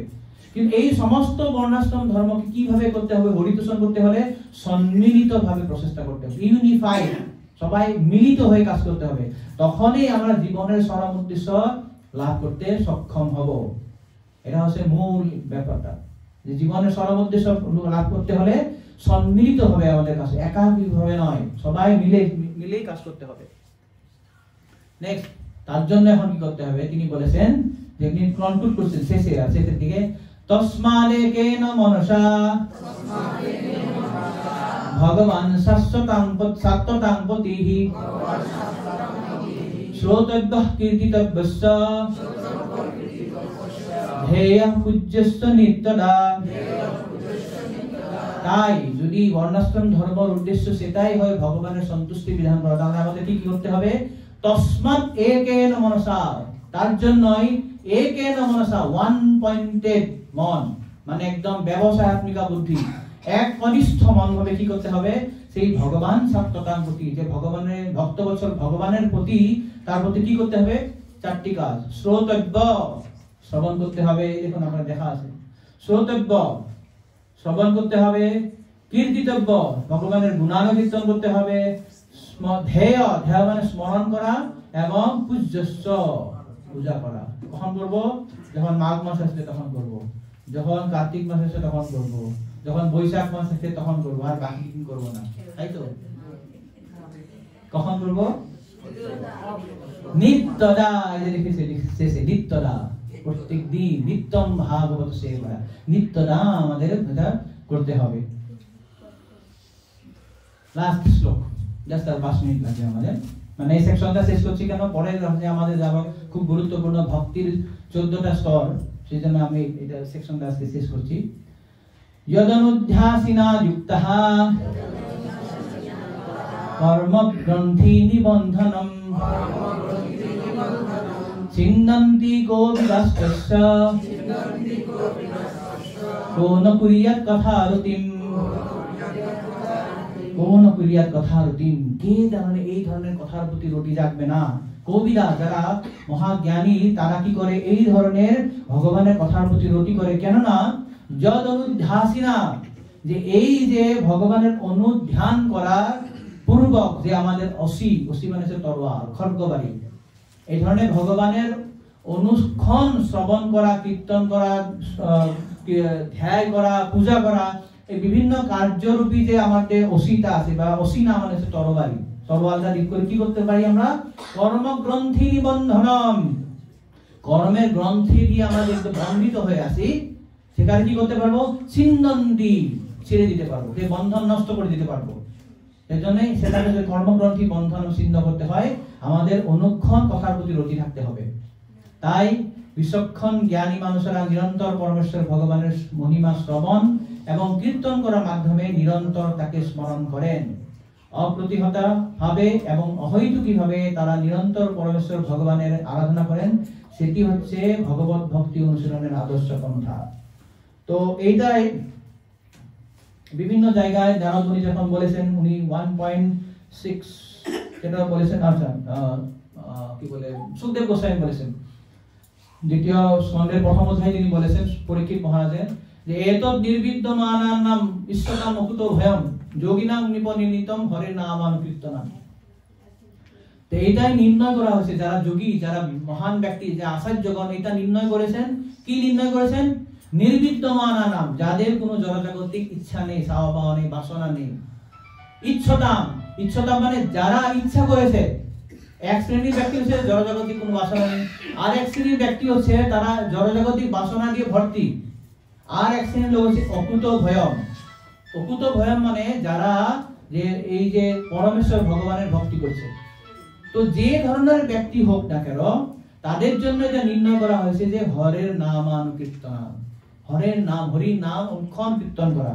এইভাবে হরি নাম যখন আমরা নিরন্তর কীর্তন করব, তাহলে এই জড়জগতের যে কর্মবন্ধনে আমরা যে বন্ধন হয়ে আছি সেটা আমরা অচিরেই সেটা ছিন্নন করে পার করে যেতে পারবো। তো এটা এই সেকশনের কথা যে যে প্রথম দুটি প্রশ্নের উত্তর দেওয়ার পরে সুত গোস্বামী আবার বিভিন্ন ধর্মের বর্ণাশ্রম ধর্ম করার ফলেও আমাদের লক্ষ্য হওয়া উচিত যে পরমেশ্বর ভগবানকে সন্তুষ্ট করা, হরি তোষণম, হরি সন্তুষ্টি করা, সেটাই এই সেকশনে তিনি প্রেজেন্ট করেছেন। এরপরে 16 থেকে 20 পর্যন্ত তিনি ভক্তির যে বিভিন্ন স্তর, সাধারণত আমরা জানি ভক্তির 9টি স্তর আছে, তো সেখানে আমরা আবার দেখার চেষ্টা করব কিভাবে বিশ্বনাথ চক্রবর্তী ঠাকুরের ব্যাখ্যা মতে 14টা স্তর আছে, যে শ্রদ্ধার আগে 2টি স্তর এবং প্রেমের পরে 2টি স্তর আর মাঝখানে একটা ছোট ছোট স্তর আছে। এভাবে আমরা সেটা ব্যাখ্যা করার চেষ্টা করব। হরে কৃষ্ণ। এখানে সমাপ্ত কিছু কারো যদি প্রশ্ন বা মন্তব্য আছে করতে পারে।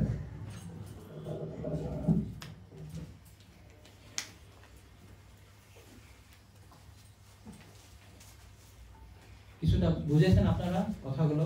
কিছু সন্দেহ আছে? যদি এখানে প্রশ্ন করতে যদি অসুবিধা হয় গ্রুপে লিখতে পারেন, গ্রুপে আমরা উত্তর দিতে পারি। ওকে, কারো প্রশ্ন নেই তাহলে? ग्रंथराज श्रीमद् भागवतम की, जगत गुरु श्रील प्रभुपाद की, समवेत गौर भक्त वृंद की, जय गो सीतानाथ प्रेमानंदे।